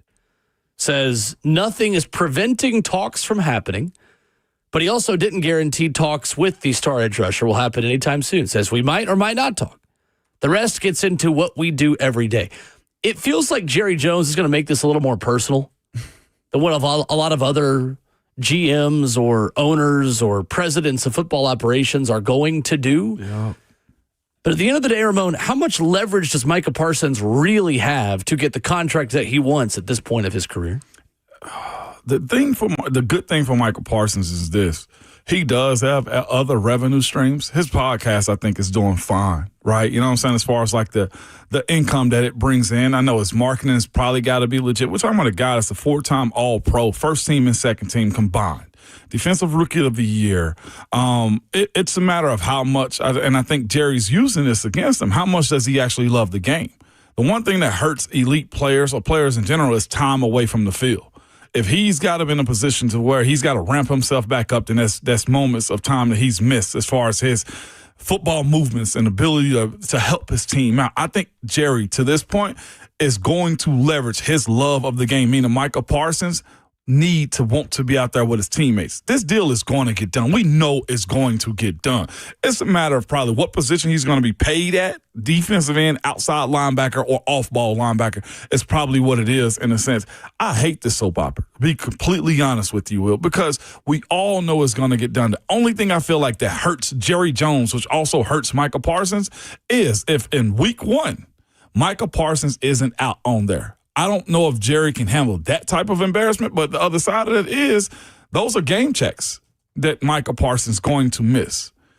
Do you find yourself in that Trent Williams conversation where he gets the deal done and they pour that money back into him? Because then it's just like, well, what are we waiting for? Are the Dallas Cowboys a Super Bowl caliber team this year? It's a whole lot better with Micah Parsons. And if you hit him right there, that's where I think Jerry starts to feel. Micah Parsons set to be the second highest paid player against the cap for the Dallas Cowboys in 2025, set to play on a $24 million fifth-year option. I mean, does Dallas have the leverage? Sure. Is it their smartest move dealing with this the way that they have? No, it's not. It's not. And with $34.6 million of cap space this season, it's ninth most in the NFL. I mean, you could still even lessen that by paying him more. Yeah. They are, Dallas, the only organization that is so rich but acts like they aren't. I mean, honestly. They are, yeah. Have the Philadelphia Eagles taught us nothing? If you have the cash, if you have the money to pay out signing bonuses and tack on void years on the back end of contracts, then you've got the money to manipulate the cap in a way that allows you to build the best rosters in the NFL. Jerry Jones is as rich as any of them. Yes, he is. He's got the money. So why not use it? That is the thing I don't understand with him. We consistently do this in Dallas, where he waits as long as possible and pulls this old school BS, for lack of a better term, of, well, but in my day, we honored contracts. Back the way I built my businesses. Sure, Jerry, but also you could honor your fans by building a better team and paying them earlier and thus lowering the cap number, making them cheaper, because today's price is not yesterday's price for Micah Parsons. No. And the longer you wait, the more a guy like that is going to ask for more. They will reward you in terms of getting an earlier payday by making the payday cheaper. I don't understand why he operates in this way. It's just like he is personally stubborn, and it hurts him to have to pay young athletes. Honestly. It does. Honestly, it's the way it comes across. The Packers and Eagles have taught us The earlier you can pay your dudes, the cheaper they are, and the better you will be long-term as an organization. And I don't understand what Jerry doesn't get about that. I almost feel like he just wants to be the anti-Eagles. I'm glad you brought them up because what Howie's done there is said, if I believe in the team that we have and the players that we're, Jalen Carter's deal is going to get done quick. We expect that, right? Always does there. Devontae Smith. Think about the deal that he got, how soon they paid him, too. Like, when you have that strong of a team and you believe in the process that you got, and again, well, not to count his pockets, but of course, Jerry Jones could borrow against the Dallas Cowboys to pay Micah Parsons. That brand's valuation is the highest, I think, in the NFL with what their projected valuation is. He could borrow against that to pay him. I do think, like, he enjoys a little chaos. He's like a toxic girlfriend or boyfriend at this point. I think he likes the attention. Yeah. At this big old age that he is, like, you can't be that, man. Like, if you are very serious, to your point, about being a Super Bowl contender, I'm not saying being foolish in how you spend Jerry Jones, but there is a team directly in your division that is doing it the right way, that believe they are Super Bowl caliber. He gave Dak Prescott a 6 in front of his salary. And Micah Parsons has done, in his short career, Micah Parsons has, 52 and a half sacks in 4 years. Yeah, it is the most valuable position on the defense in football. Having a premier number one edge rusher, you don't get rid of those guys. No. You don't let those guys move on when they're at the prime of their careers. It just doesn't happen. It's the same way with quarterbacks on offense.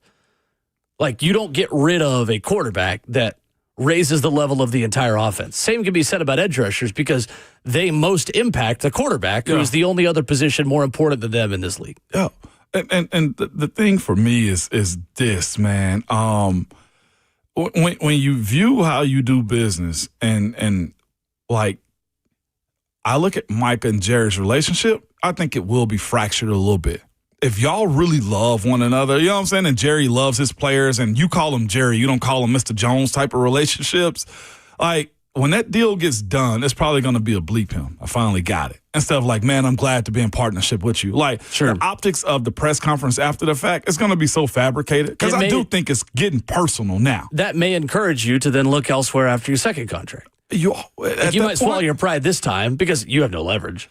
I mean, Micah Parsons is going to play for the Dallas Cowboys. Absolutely. There's no chance he gets traded. Yeah. Absolutely no chance. Is this, and we don't know because he's not making those decisions, but is this deal done if it's Steven, his son? You know what I'm saying? Like, the father has to be. Jerry's in a position where I think, like you said, the old ways of doing business he can't let go of. That's the Jimmy Johnson conversation with him. Coming up, second half of the show in hour 3, we're going to talk about Tennessee's deal with Adidas, why you as a Vols fan or you as a sports fan should care about the precedent Tennessee set yesterday. We'll do that coming up in hour 3. But when we come back, the Titans added a linebacker, and Cam Ward said the offense made plays yesterday. You will hear from the quarterback and learn about your newest player coming up next.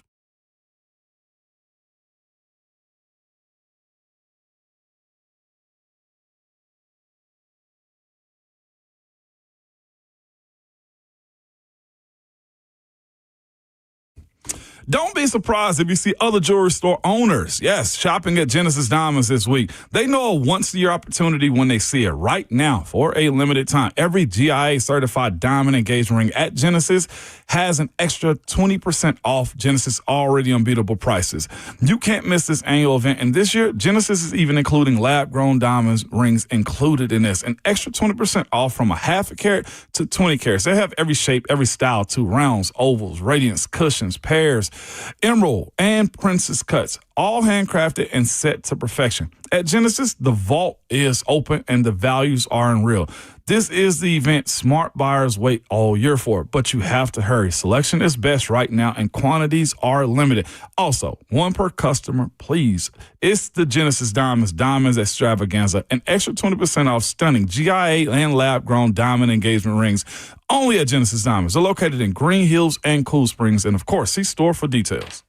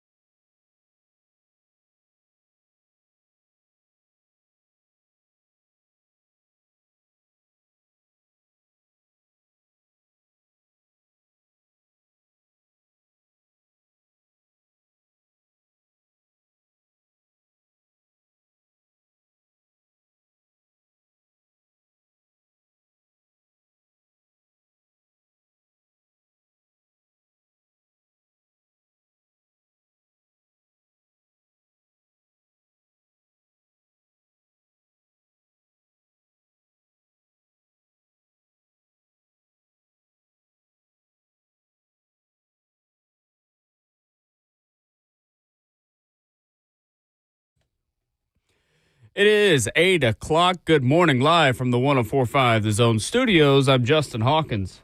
The Tennessee Titans made a transaction yesterday as they were awarded former Minnesota Vikings linebacker Brian Asamoah off waivers, who was released on Tuesday. The Titans in turn waived linebacker Otis Reese. Asamoah was a third-round draft pick in 2022 to Minnesota and has played in 46 career games, spending time both on defense and on special teams. The Titans will hold a walkthrough for practice today, but yesterday Cam Ward spoke to the media and had high praise for not just what the Titans' offense could be, but the receivers as well. I think I honestly have a top 5 receiver corps in the NFL, including the young guys who are able to make plays. It's really all about just us or myself putting the ball in their frame of work, letting them make a play. In Tennessee Vols news, On3's Pete Nakos reported yesterday that the Vols are trending towards naming UCLA transfer quarterback Joey Aguilar as its starter for the upcoming season. Tennessee will open their season up in Atlanta on August 30th against Syracuse. And yesterday, Tennessee officially announced that they are moving back to Adidas as their official apparel sponsor beginning next year on July 1st, 2026. Tennessee was with Adidas from 1995 to 2014 before leaving to sign with Nike, and now they ink a brand new 10-year deal with the brand. Tennessee will have primary creative control for uniform design in its new deal with Adidas. For all your foundation repair and waterproofing needs, you got to go to USSTN.com. Breaking news at once on your home for the Titans and Vols. This is 104.5 The Zone.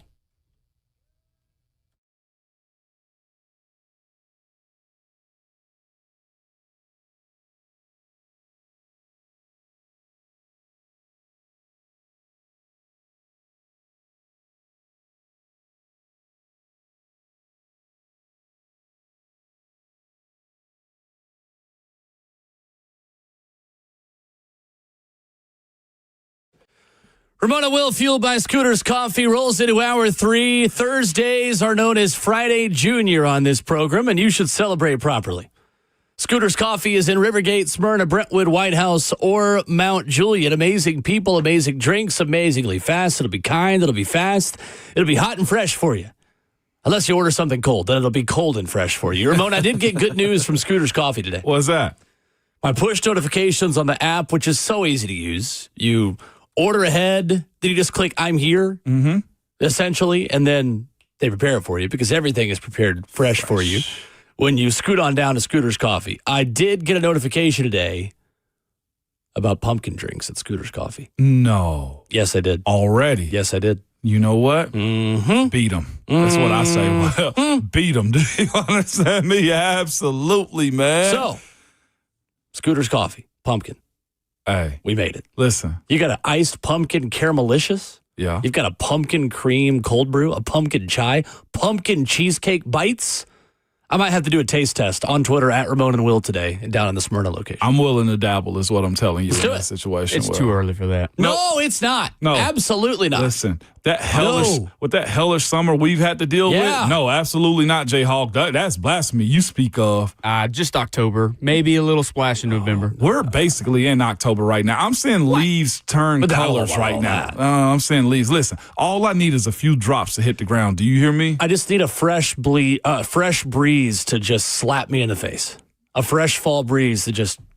Make sure it's a breeze and not somebody's hand, okay? You start offering like that, people say, you know, my name is Breeze. Sure. You know what I'm saying? Hey. No, I'm excited, though. So one of the traditions I've had since I've called high school football, going back to high school, was the first high school football game before every year, I would get a pumpkin coffee before the game. Well, I'm not calling high school football this year. Tell us why. Because I am on the road with Titans Radio this season. You are. So I need to find a different way.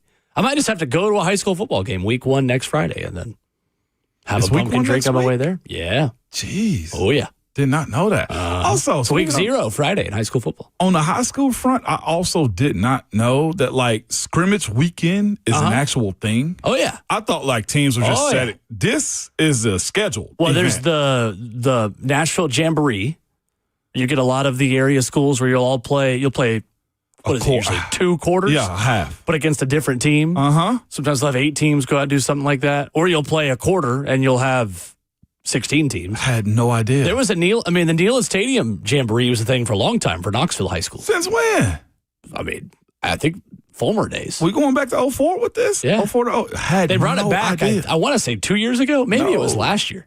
I know with the renovations, that's made it tougher, so I don't think they were doing it last year. But a couple of years ago, they brought back the Knoxville Jamboree in Neyland. I knew Nashville had it. I've seen the jamborees around here. I didn't know the scrimmage weekend was a thing. No. And they've been scrimmaging for 3 weeks. Teams have been scrimmaging. Tough. Well, some good football here in Middle Tennessee, man. It's some strong teams, I feel like, that's going to push the envelope this year. Because East Tennessee, I think, get a lot of praise. They will win it in the end. East Tennessee teams usually will win it in the end. Oftentimes the best teams are in Knoxville other than Oakland or in Chattanooga at this point with Baylor and McCauley and the Canadian national team that's formed on both of them. I mean, it's true. Since COVID, that's become a boarding school for both of them for Canadian high school football players.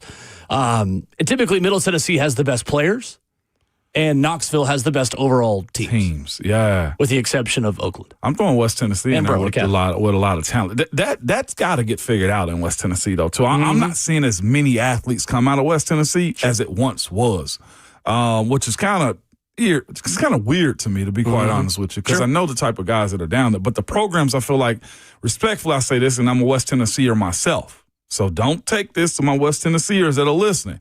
But I feel like the operation of what Middle Tennessee high school teams do and East Tennessee, it's a little bit more put together than what's going on in West right now. I feel like West Tennessee has gotten left behind. Well, the traditionally blue blood programs.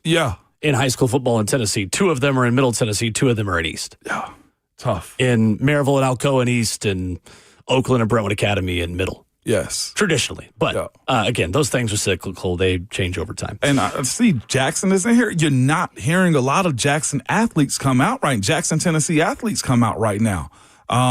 It's crazy. And I see Zach put in there, Haywood's got a Georgia commit right now at DB. That was a Vanderbilt. Georgia came in late. It's like, what, you sure you want to go? Never mind. But, yeah. Riverdale would be the other Middle Tennessee blue blood, too. Yeah, Riverdale, for sure. With Coach Rankin there. And some of the privates are trying to push the envelope a little bit, too, more so, and being competitive. This is insane. Okay, well, here we go. We should, I guess, take this time to tell people that starting next Friday, we'll have Tate Matthews. Yeah. On the show. Love listening Fridays, 9 a.m., a little high school football segment. Starting next week. Him on Saturday mornings? Yeah. Listen to me. You want to talk about getting you a coffee and riding around listening to Tate Matthews in the morning, the high school football recap? So good. So good. And he highlights the coaches, man, that, I think he had Rockville on, I think, a couple weeks ago when they were talking about the scrimmages and stuff that they had. So, yeah, shout out to Tate, man. Looking forward to this. Love it. Good stuff. Fridays at 9 o'clock. Yesterday, Cam Ward talked about making plays at Titans-Falcons joint practice. This was Cam post-practice at the podium yesterday. Well, I just think we made plays today on the perimeter. The quarterbacks, us 3, putting the ball in a receiver's position to have him let him make a play for us. So I think that's the biggest difference from yesterday and today, is that we were able to make plays, in the passing game. I think the running game is always going to be one of our standpoints. I think today we averaged probably 5 to 6 yards a pop every time we hand it off to the backs. And I just think the O-line just brought the physicality even more to what they did yesterday. It's Cam Ward yesterday. More physicality, offensive line, setting the tone. All good things from him. There's a lot of pressure being a big. They get no stats, Will.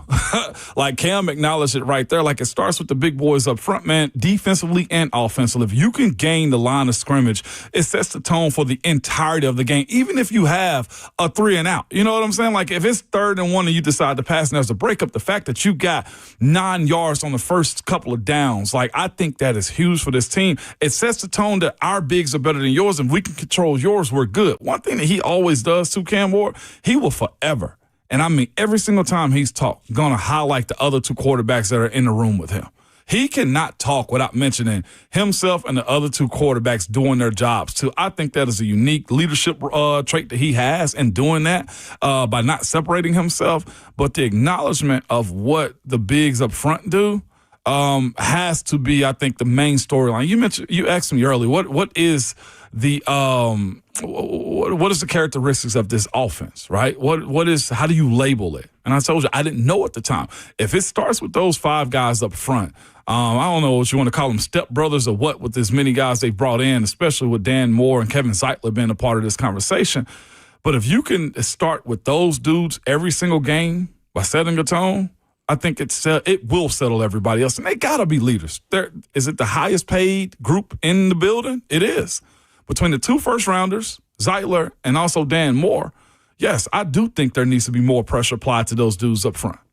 Titans were awarded linebacker Brian Asamoah yesterday off waivers, waiving Otis Reese as the corresponding move. The 6', 226 linebacker was drafted in the 3rd round, 66th overall by the Minnesota Vikings in 2022.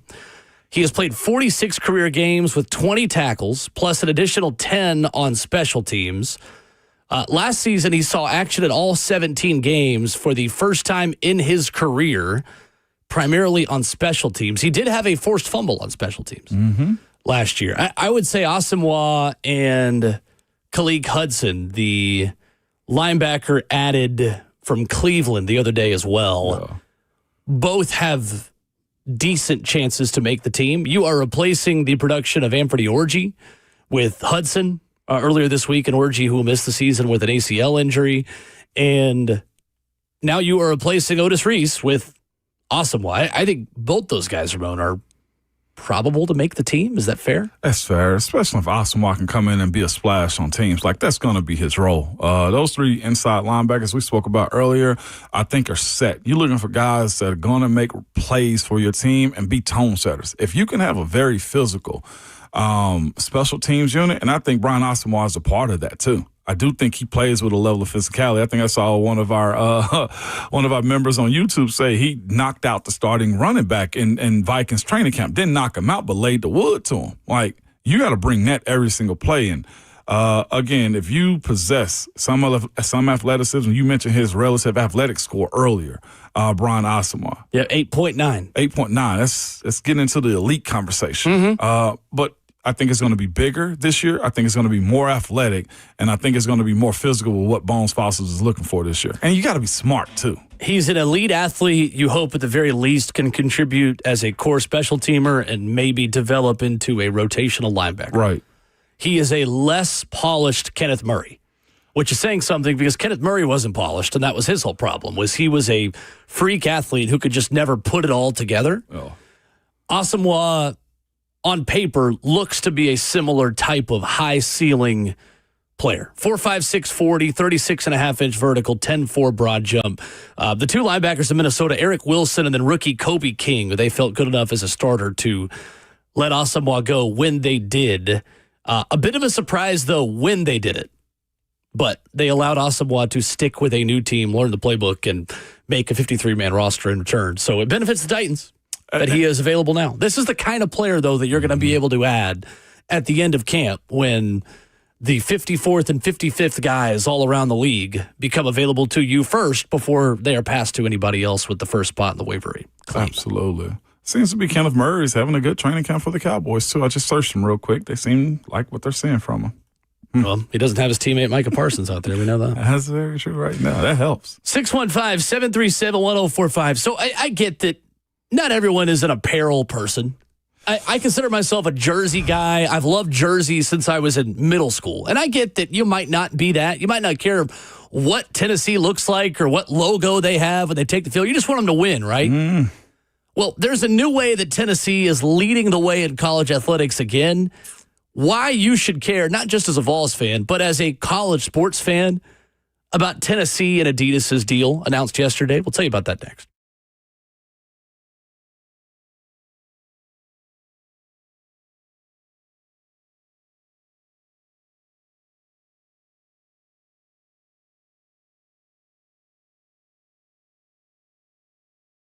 It's Ramon Foster for Prince's Hot Chicken. Yes, the original hot chicken, man. They got numerous locations around the city, man. The original at 5814 Nolensville Pike. You can also find them off Broadway at the Assembly Food Hall, or you can head out to Cane Ridge Parkway at the Tanger Outlets, too. Again, I tell you, going in and out of the city, we use B&A a lot. They're also located between C&D Concourse. But here's the thing about Prince's, man. They got flavors for almost any palate that you have, man. You can do the plain. You can do light mild. I like the light mild. I don't like to go too much hotter than that, or the XXX hot. They also provide for you classic sides like their mac and cheese, potato salad, baked beans, seasoned fries, and don't forget the dessert, strawberry cake, pecan pie, and so much more. They've been here for almost 100 years in this city, man. And again, they've evolved. They're doing a whole lot more, man. They can cater for you also from 15 up to 1,000 plus. No party size is too large for them. They can customize anything from your high-end event to your tailgate. Princess Hot Chicken has you covered. Again, to find the original hot chicken, man, numerous locations all around the city. Whatever you do, whenever you show up, man, make sure you tell them that Ramon sent you. Hey, it's Will Bowling. Do you have a plumbing issue at home? Maybe you got that one leaky faucet. It's been bothering you. You've been putting it off. You haven't fixed it. Maybe it's a clogged drain, just one water heater that has gone cold. Well, the plumbing professionals at League Company have your back. Available 24/7 year-round. League Company's licensed technicians. They can save you time, money, and all the stresses that come with an ill-timed plumbing issue. The last thing you want to do when something's not working around the house, you try to fix it yourself, then you end up just doing more damage. Then you got to pay more to fix it. Well, just had the folks at League Company out there the first time to do it for you. Contact their award-winning team at leaguecompany.com. You can call them 615-567-1000. League Company is available 24/7 year-round. The moment something comes up, they will be there quickly to efficiently take care of your problems. Head online to leaguecompany.com. 615-567-1000. League Company, all you need.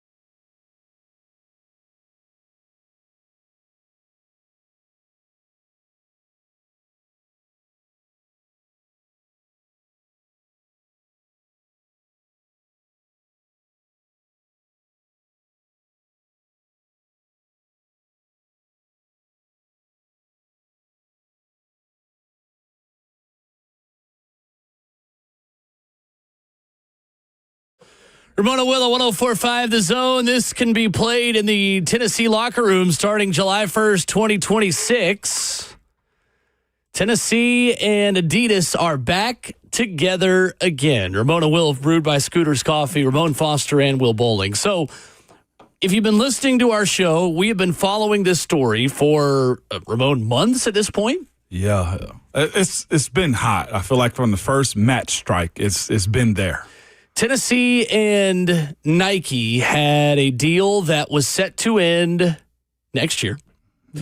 Tennessee initially signed that deal with Nike in 2014. The original contract paid the school $7.6 million through 2023.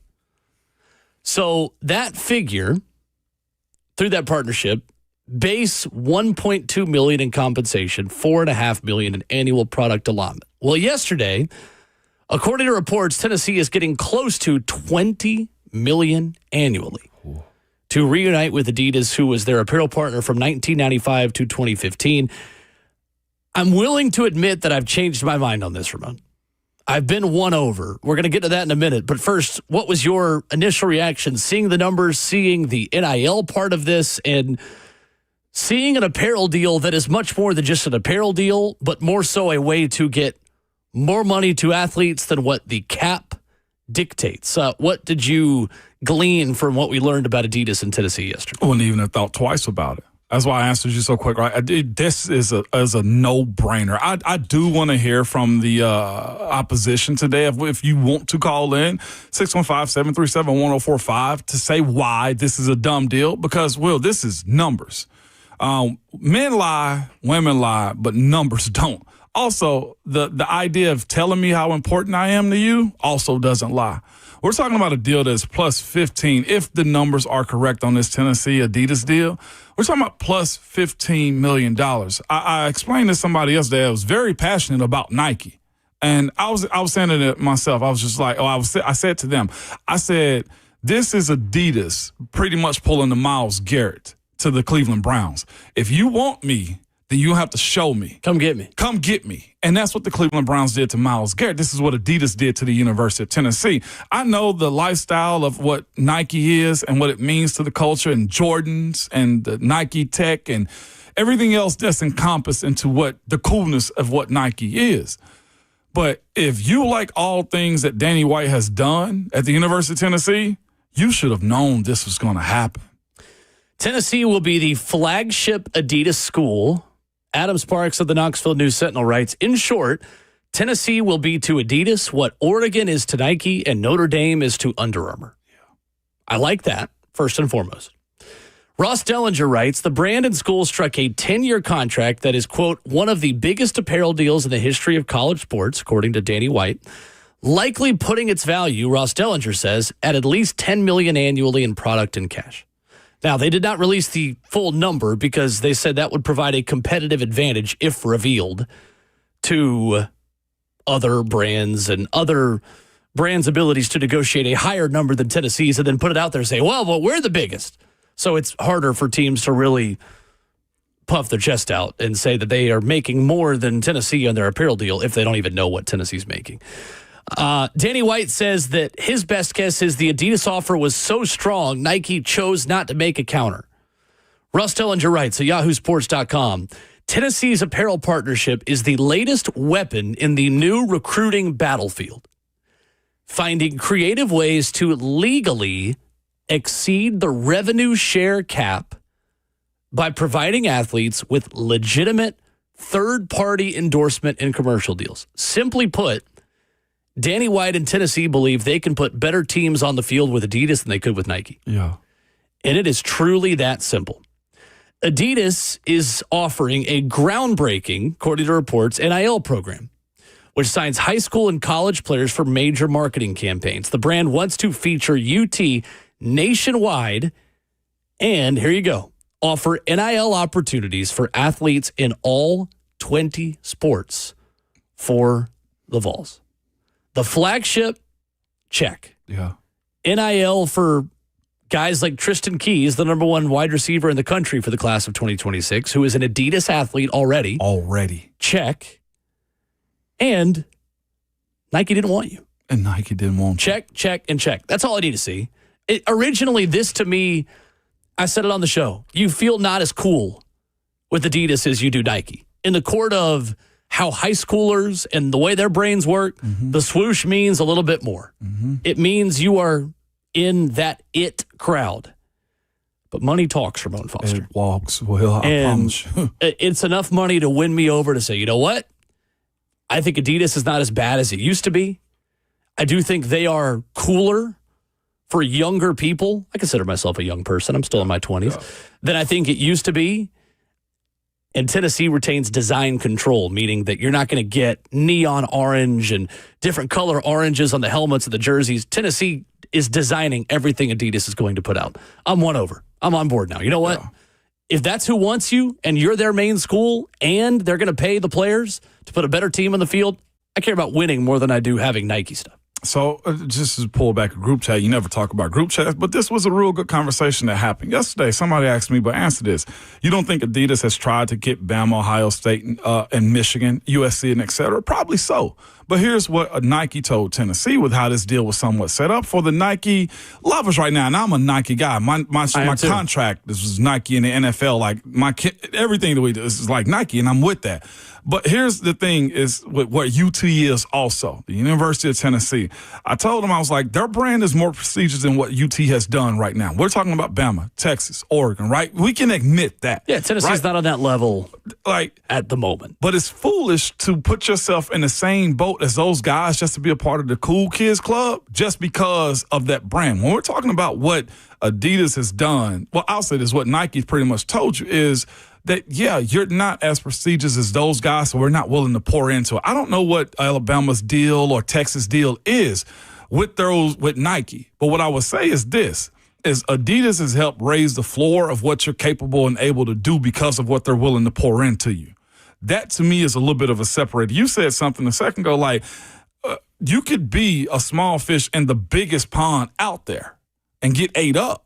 And essentially, that's what you call yourself doing at this point, just for the check. Or you can be the biggest brand that Adidas has to offer right now and be shown more on television to add to the collection of athletes that they have. And, yes, Adidas does have to pay a premium. And I feel like they did with this deal they struck with Tennessee. And I've always heard this. I knew a guy that was an Adidas athlete, Lawrence Timmons, and they pretty much gave him unlimited access to their brand or their merchandise when it came down to it because he was an Adidas athlete.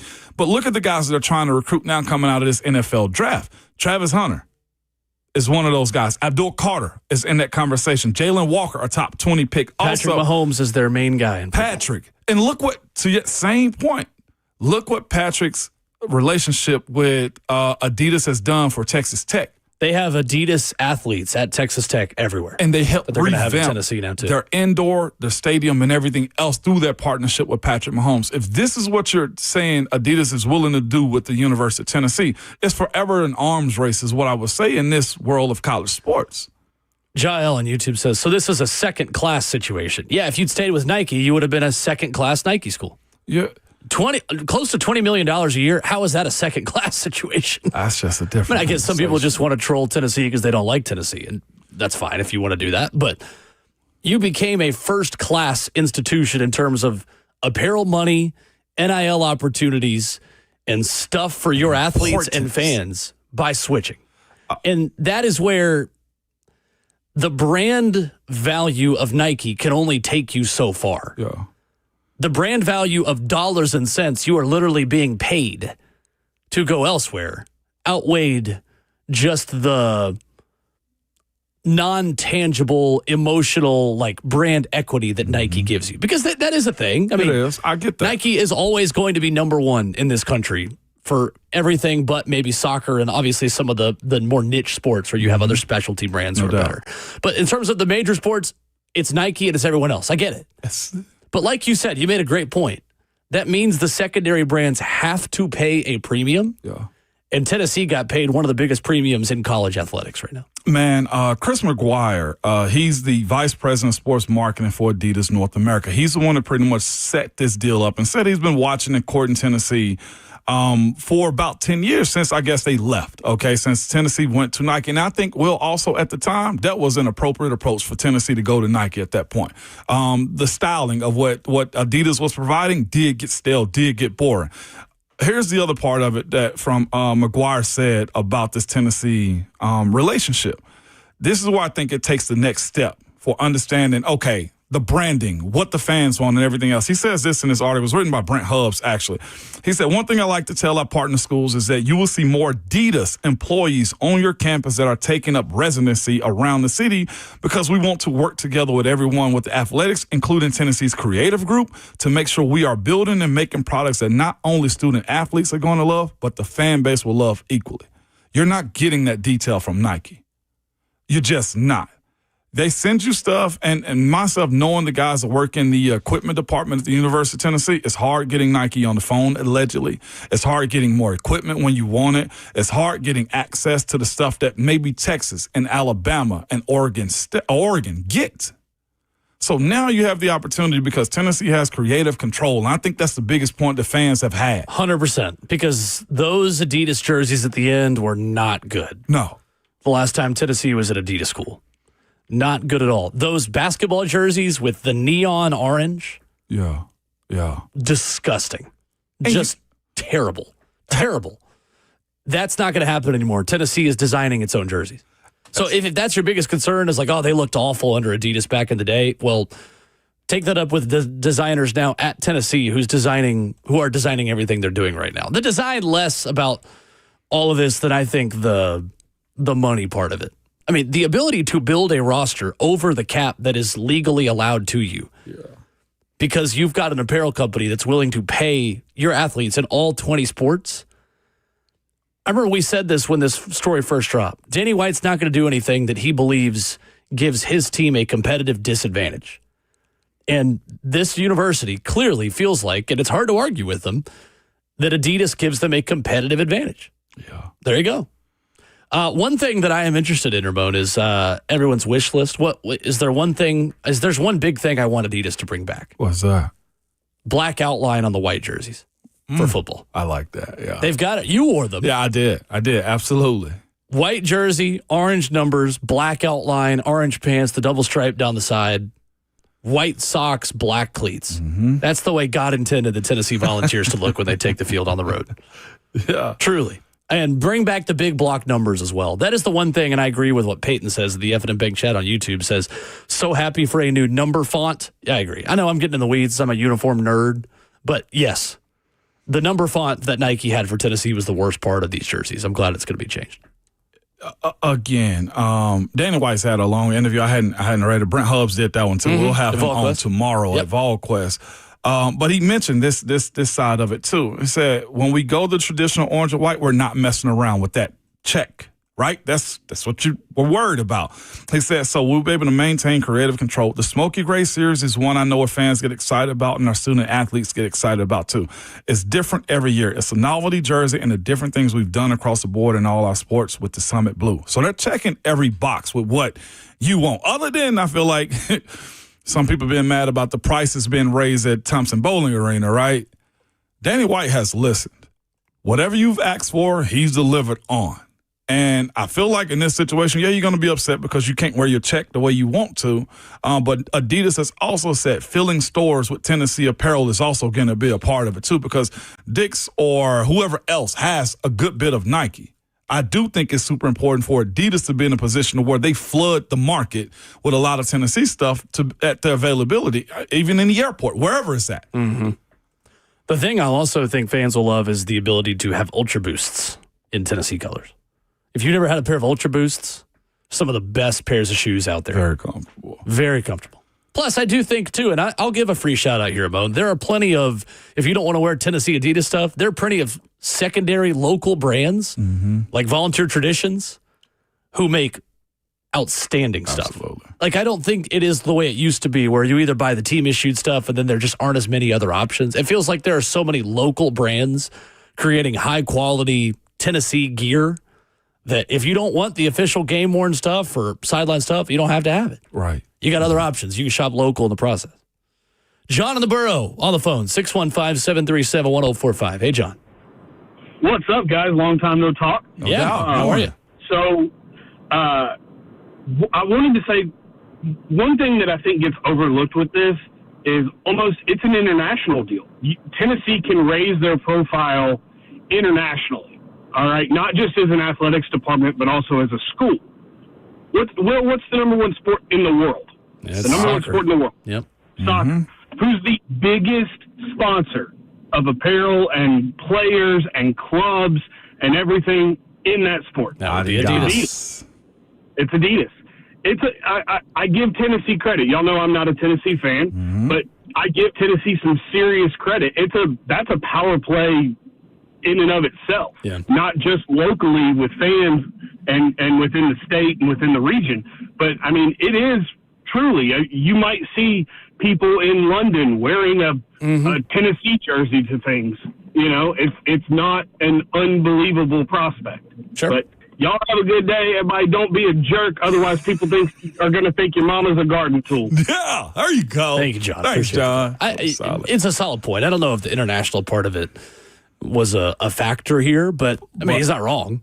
But you got to think of what they're. I mean, we're looking at Rick Barnes go get an international player each of the last years. Did Correct? you see Nate Ahmet is on a trip to Rwanda right now? Yes. And dunked on the kid, as too. a NIL thing. Yeah, he bammed on the kid. Tennessee's got Rwanda money. He was over there with the gorillas. Did you see that part of his post? It looked like he was exploring. Yeah. Him and his family. But that also what it provides, those international games, being able to have those. We're talking about the Bahamas trips that they take. Like now you got more grace because of the alleged $20 million in it. I think simply put, for Tennessee fans at this point, there is a level of trust you can have in your leadership making smart business decisions that put you in the best position to put the best players on the field.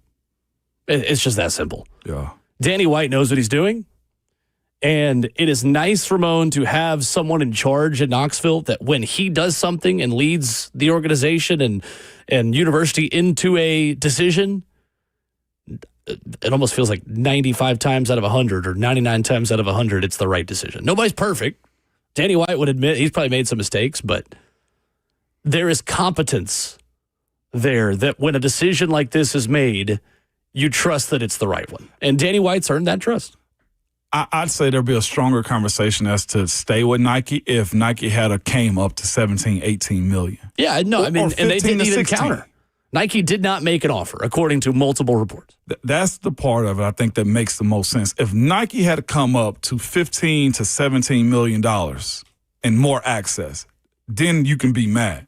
We're talking about 5 to 20 allegedly.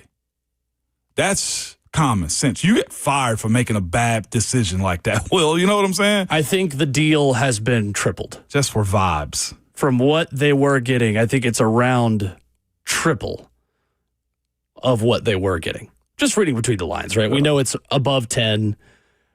We think it's not quite 20. I think around $15 million a year. That's, in today's college athletics role where you got to pay the players now, significant. Yeah. 615-737-1045. I am curious, though, to ask Ramon about what it was like playing in Adidas cleats. I want to ask Ramon about that coming up, plus some NFL headlines around camps in the NFL as we wrap up hour 3 next.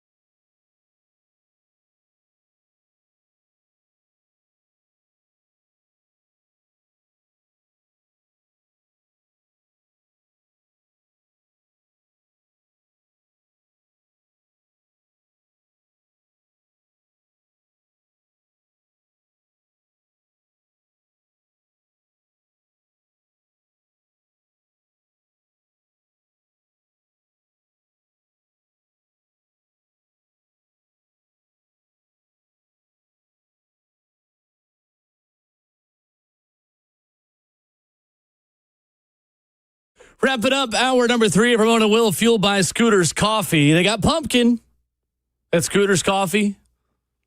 Might be getting some on the caravan down to Atlanta. Later today, I'll be hosting the show from Atlanta tomorrow, which means that our show, Ramon, tomorrow is 7 to 11. Yeah, for extra hour of sleep is the way it works in my head, even though it also means get one less hour today, but that's okay. Hey, you know what? We'll survive. A little give and take, man. That's all. Right. A little give and take, like the Vols Adidas deal, man. That's right. Scooter's Coffee, locally owned at Rivergate, Smyrna, Brentwood, White House, or Mount Juliet. What was it like playing in Adidas cleats, Ramon?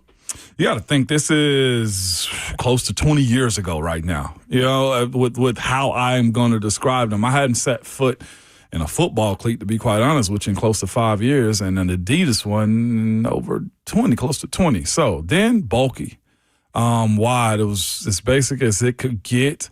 But you didn't have any other option. Like, you went with what was provided for you. I thought the foundation was wider than what Nike provided.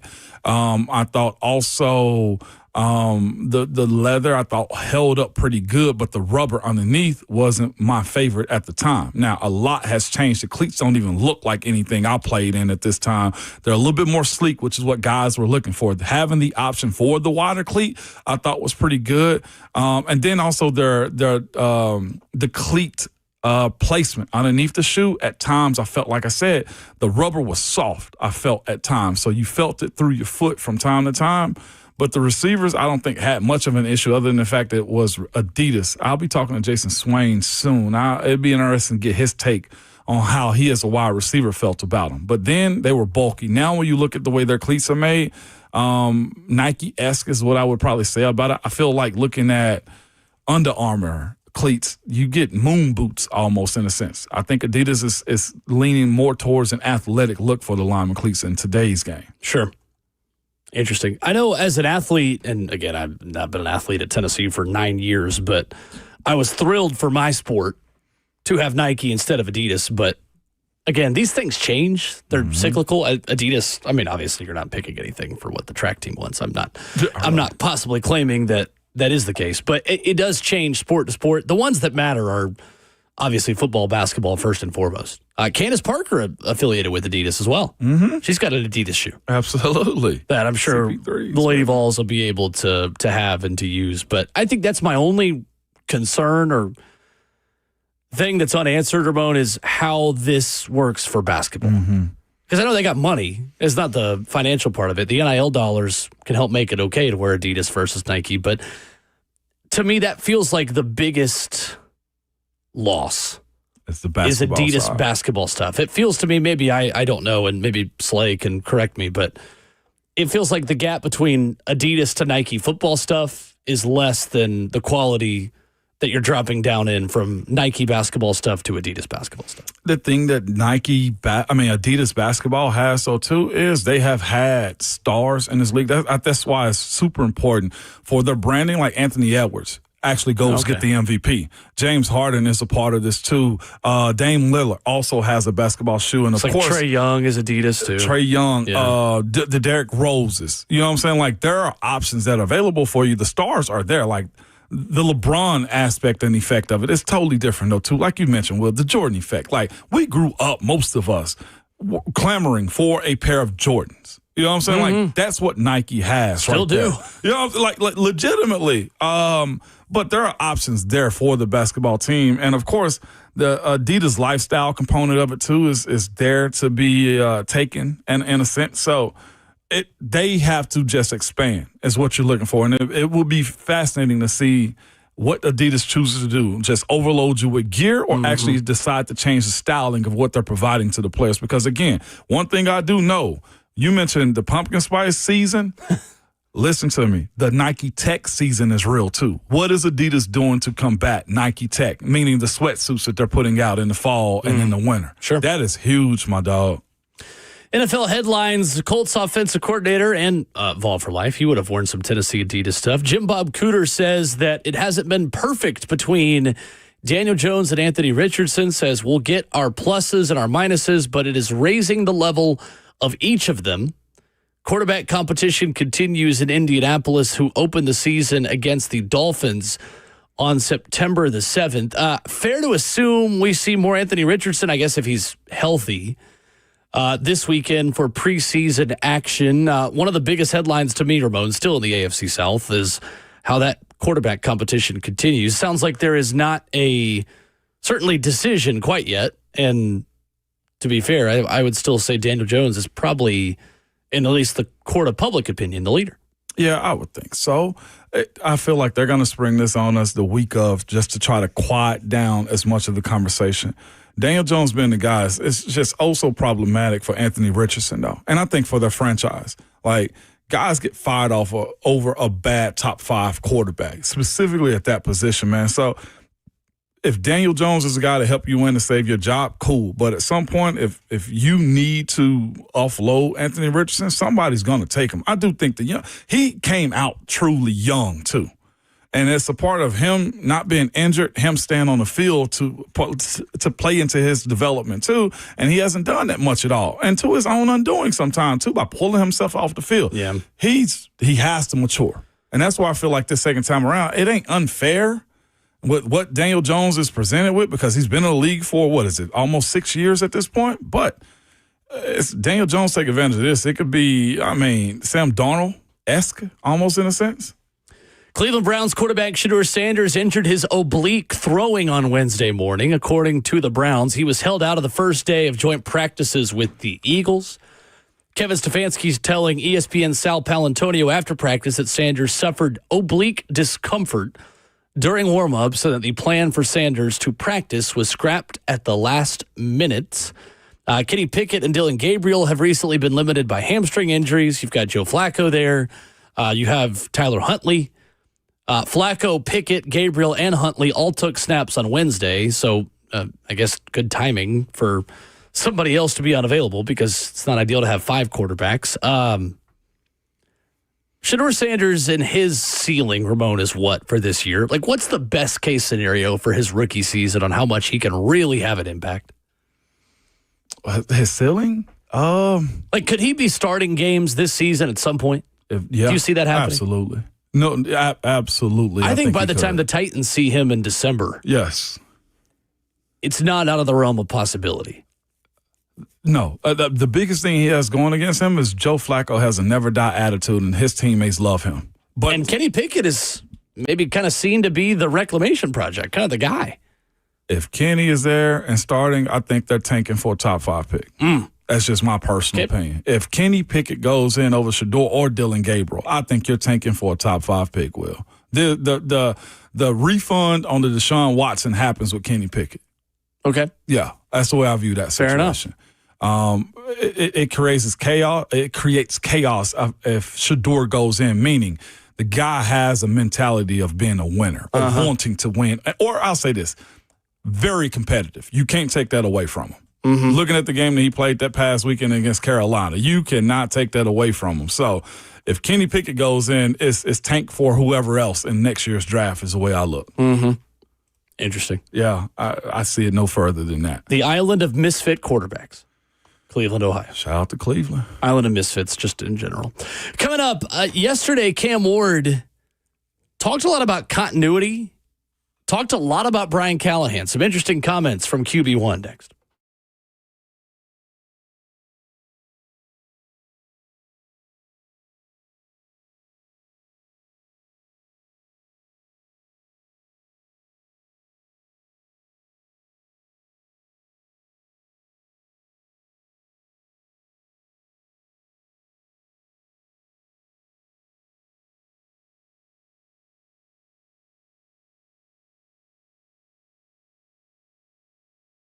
The summertime is a time to feel and look your best, but I'm not talking about your abs or tan. Guys, I'm talking about your hair. Restore that bald spot, reverse your receding hairline, or add volume to thinning during Advanced Hair's once-a-year summer savings event. Advanced Hair is simple. One-day treatment begins to regrow your own natural hair the very next day, and they guarantee your new hair will grow. There is absolutely no one in hair restoration I trust more than Advanced Hair.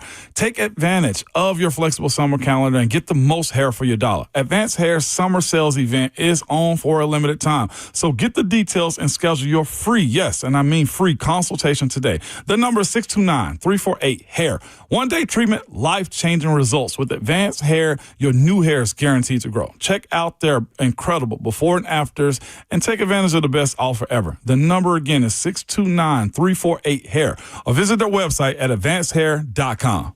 Are you maxed out on credit cards or struggling with high interest debt? Well, you can pay it all off in days with Loan Pronto's Rapid Equity Loan. Hey, it's Will Bowling. Get cash out now without touching your low rate first mortgage. It's no appraisals, no waiting, no BS. The Rapid Equity Loan program at Loan Pronto is amazing. One Loan Pronto client just got $300,000 approved in under 24 hours. They paid off debt, renovated their kitchen, and cut their monthly expenses by $1,800. That's a huge turnaround. Loan Pronto, you get instant approvals, low rates, no hard credit pull up front. Listen, your home equity is yours, so use it. Get cash to consolidate your debt down to one easy, low monthly payment. Call Loan Pronto now for a free instant appraisal for your home and see how much cash you can get today. Loan Pronto is A+ rated by the BBB and have nearly 2,500 5-star Google reviews. Their service is off the charts, so call now to start the conversation. 615-499-5780. LoanPronto.com at 615-499-5780. Get debt relief now at LoanPronto.com. Equal housing lender, NMLS 1661781. On approved credit, NMLS, ConsumerAccess.org.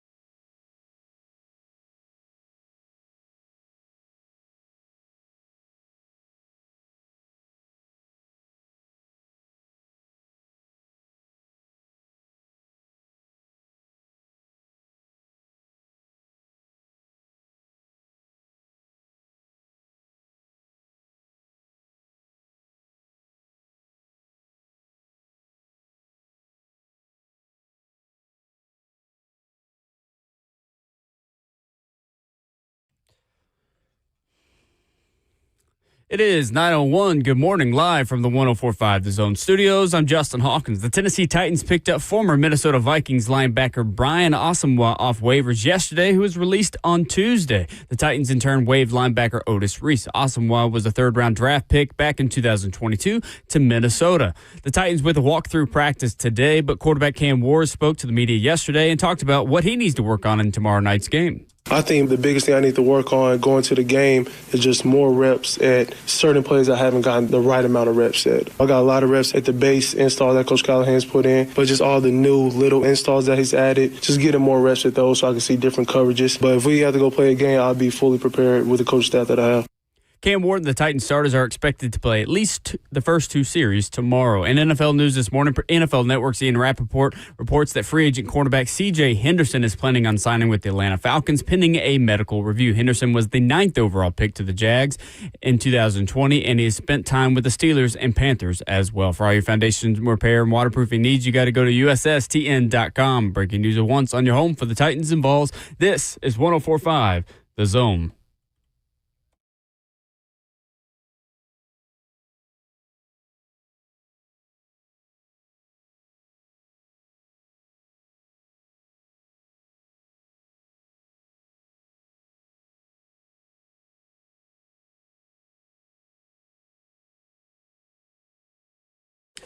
Hour number 4 here already on Ramon and Will, fueled by Scooter's Coffee. Whether you put pumpkin in your coffee or you're drinking it black, maybe you're not a coffee guy, you like hot chocolate, just something warm. That would be the Ron Slay way of doing things. A protein smoothie, whatever you need to get you through your morning, Scooter's Coffee will pick you up. You'll scoot on down. It'll be fast. They'll be nice. The food will be good. The drinks will be fresh. They are all around Middle Tennessee, Rivergate, Smyrna, Brentwood, White House, or Mount Juliet. He is the 11-year NFL vet, Ramon Foster. Justin Hawkins behind the glass. I'm Will Bowling. We will go down to Atlanta, where Buck Rising will join us in 15 minutes. I'm told his connection will be better than what happened yesterday. He dogged him yesterday. On the station. He dogged him. By the way, I like a little chocolate milk in my coffee from time to time.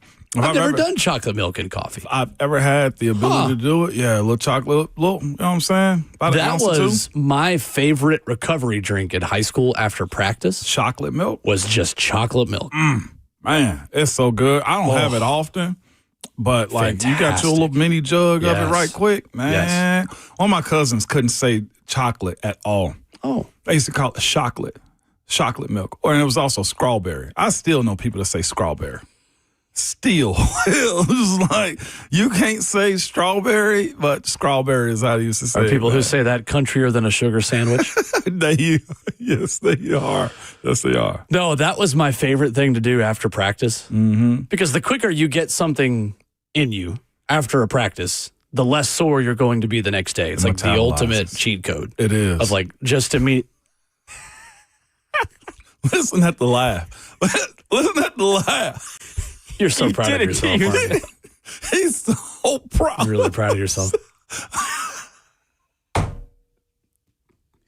You're welcome. You can continue. As I was saying, he's such a child back there. He's younger than all of us, so I think you have to get sustenance after a workout, and then you won't be a sore. Sustenance cannot be perverted by your twisted mind. Listen at him, man. Some of us are adults. Some of us. I'm some. No, I'm just kidding. From time to time, you are some, but not today. Not today. You one of us. Cam Ward yesterday talked about continuity after a practice for the Tennessee Titans offense. Bounced back, was better. If you listen to Coach Mack in hour 2 this morning, he didn't care about bouncing back or having a bad day or good days. Powder dry. Yeah. Despite what the Buck Rising show did with him last week, talking about here's what is making my powder wet, as Robert Walsh said. One of the best segments in the history of that program. There was minimal Buck involved, so I'm just kidding. No, we have Buck coming up in 15 minutes. I can't say mean things about him because he's willing to join us. We got to talk about him in front of his face. Real quick, though, I was somewhat surprised by Coach Mack's response to it. Really? Yeah. I genuinely was by him saying, he's not surprised at the back and forth. The way it was reported on how bad Tuesday was, though, I thought, he'd have a little bit more of a, hey, that you got to have a response, but you can't overdo the response. I do think a little bit of the Titans' response to how bad they were on the first day of the joint practice wasn't overkill. Because I tell anybody, like, you can't dog it in sprints, right, Will? And then the last 3, you're at the front of the line. Like, no, I need the consistency of what you're going to do every single day. That was my approach to saying yesterday, like, I don't want to see the fights. I want to see an appropriate response professionally. And Arden acknowledged that wasn't their goal of starting fights or trying to be edgy. He did acknowledge Baker said the same thing. Yeah, and that was the point of it all to me. Like, the fights happened. Why? Was it because of the Titans or was it because of the Falcons? Or because we punked y'all out on the first day? So to Coach Mack's response with it, I think that's necessary from a coach's perspective to say, yeah, like the back and forth of what we've said, how you grow and build a team, I get it. But I did think it was a little bit of overkill with the amount of melees that they had yesterday. That's my personal opinion on that one. Cam Ward had a lot to say yesterday. He mentioned that his team, he thinks, can be a top 10 offense with a top 5 receiver group, and a head coach in Brian Callahan that he is pleading for continuity with. This was Cam Ward speaking after practice yesterday. I just think he's going to put me in the best position to succeed. And that's what my quarterback coach, Coach Bo, and the OC, Coach Nick. I'm trying to play as long as I can for Tennessee with those 3 guys at the helm.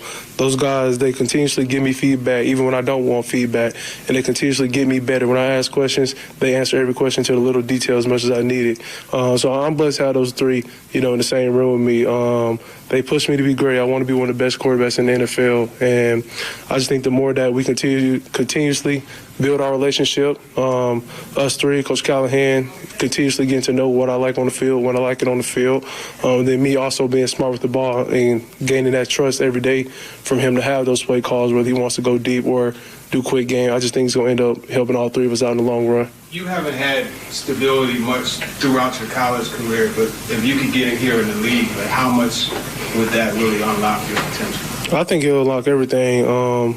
You see it with the best quarterbacks out there. Tom Brady, he has stability. Lamar, he has stability. Pat, he has stability. And so I just think a lot of guys who have stability in the NFL can succeed, I wouldn't say at a faster rate, but can succeed long term. And I just think that's what we need in Tennessee. We haven't had that in a long time, but I think the guys we have right here, offensively and defense side, I think we got the stability to do it. Find somebody in your life who defends you the way Cam Ward defends his people. He put on a clinic yesterday and talking about how confident he is in everyone in that building. What did you make of that? It put a whole lot of pressure on Chad and Mike Borgonzi. Chad Brinker and Mike Borgonzi. Some of my like to Ron's follow-up question about what does it mean to have your same people around you?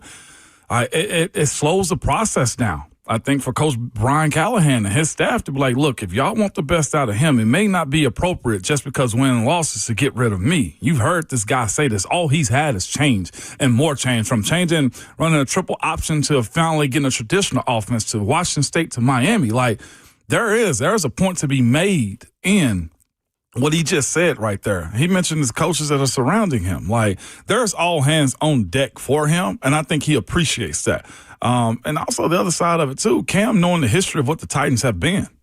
That comes up often with him. He's quickly learned about what's happened here before he got here. Yeah. Talk about, that's something we haven't had here in a long time. Well, you just got here. You just got here, broski. It's impressive.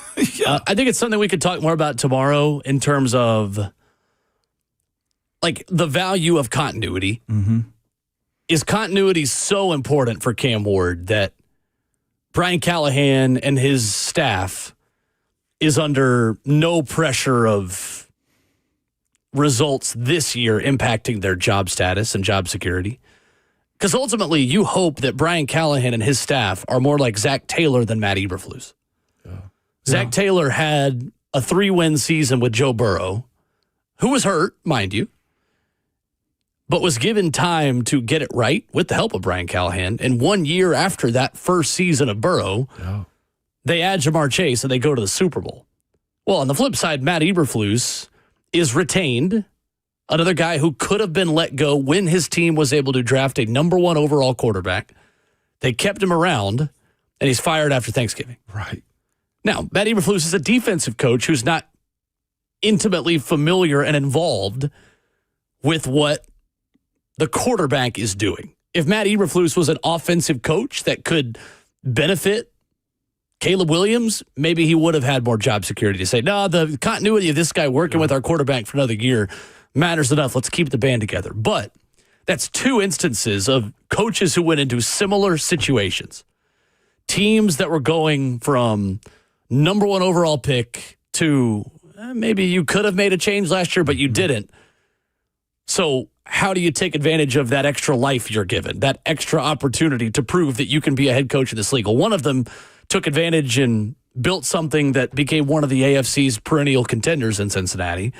The other one was fired on Thanksgiving. Mm-hmm. There's two very different ways this could go for Brian Callahan and his staff this year. And the other pathway, too, is watching somebody directly in this division. And Trevor Lawrence, who's had new head coaches, new OCs, and new head coaches again. Like, you see the talent that he somewhat possesses, which is why I think it was important for a team like Jacksonville Jaguars to go, to your point, Will, find Liam Cohen to see if he can make this thing right. Looking at the idea of what Bryce Young has had to deal with in Carolina and stability that he needs, too. Like, all of that does make sense. Like, I will contest time and time again. Some guys make it in this league, Will, because of stability. I look at my situation legitimately. I said this, and I've said it time and time again. Had I gone somewhere else, if I'd have picked the Jets or the Browns or Carolina, as a destination for myself, or DC as a destination for myself, I don't know if my pathway would have been the same. Cleveland coaches got fired year after year. With that new personnel, new expectations, new direction happen. New types of players are wanted in those situations right there. And I think that's what Cam is trying to hammer home right now. Stability happens up top. And that's Miss Amy all the way down. If you believe in the process, sometimes you got to see it through, unless it just become ultimately foolish in what you're trying to do. But, I do think there's a part to be played in that. I think ultimately there have to be signs and indicators of success for this coaching staff beyond wins and losses in 2025. Because the way this roster is being built, and I say is being built in the present tense, it's unfair to expect, you can hope for it, it's unfair to expect a major turnaround for this team 1 year after being the number one overall pick in the NFL draft. Right. So in terms of what those expectations are for Brian Callahan, you are grading him against a curve. The question is, what is that curve? Is it less penalties? Is it more explosive plays? Is it competent quarterback play? Is it one-score games that you win more of them last year than you lost? Like, it's more than just wins and losses for me, for Brian Callahan and his staff in 2025 in terms of how we grade them, because this organization did not go all in to chase immediate short-term success at the expense of long-term success. All right. That has to mean something for the coaching staff. No doubt. If you're not putting together the best possible team that you could have today, 2025, then you can't grade Brian Callahan on only wins and losses. Because he's going to come back and say, like, well, but we could have gone and signed Preston Smith. We could have pushed for more immediate contributors that aren't durable, that might not be here in 2 years, that are going to cost us and make it harder to win in 2026 and 7. But that would help me now. That is where I think it's just, there's got to be nuance to how we judge this coaching staff this year. I don't think the stove is on anymore. I think Cam has settled the hotness of the seat that Brian Callahan is on. But the season will definitely tell a story, though, too. I like Brian Callahan. I really do. I think he has got a good staff. I think Brian is a good football coach. I think he's going to prove it this year with the offense he is building for Cam Ward. The best coaches take what they have and make a system out of it versus vice versa. Right. Make a system and then try to let the player fit it. I like the things he said. I like the focus of self-inflicted negatives being negated. I just think, I'll sound like a broken record, but November's a huge month. Yeah. November is the month where I think this thing starts to turn around. I really do. Buck Rising joins us from Atlanta, coming up next.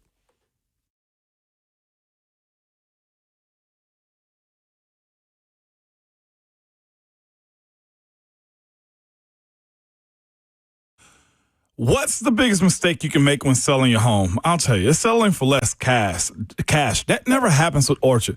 Disappointing offers can wear you down, causing you to settle for thousands less. You don't have to settle when you sell with Orchard. Orchard reinvented the real estate industry by guaranteeing your home sale and helping you sell on the market for top dollar. First, Orchard gives you cash up front, so you can go ahead and just move into your new home. Then on your timeline, no waiting, no showings, no double moves, none of that. Then once you settle in, an Orchard agent helps sell your home on the market for top dollar. Here's what one Orchard customer had to say. I never could have sold without Orchard. I made more than I expected, and it could not have been any easier. With Orchard, you never have to settle for less. Buy before you sell and get top dollar for your home with Orchard. Curious onto how much your home is worth? Visit orchard.com to get your free consultation or free valuation today. Again, the website is orchard.com.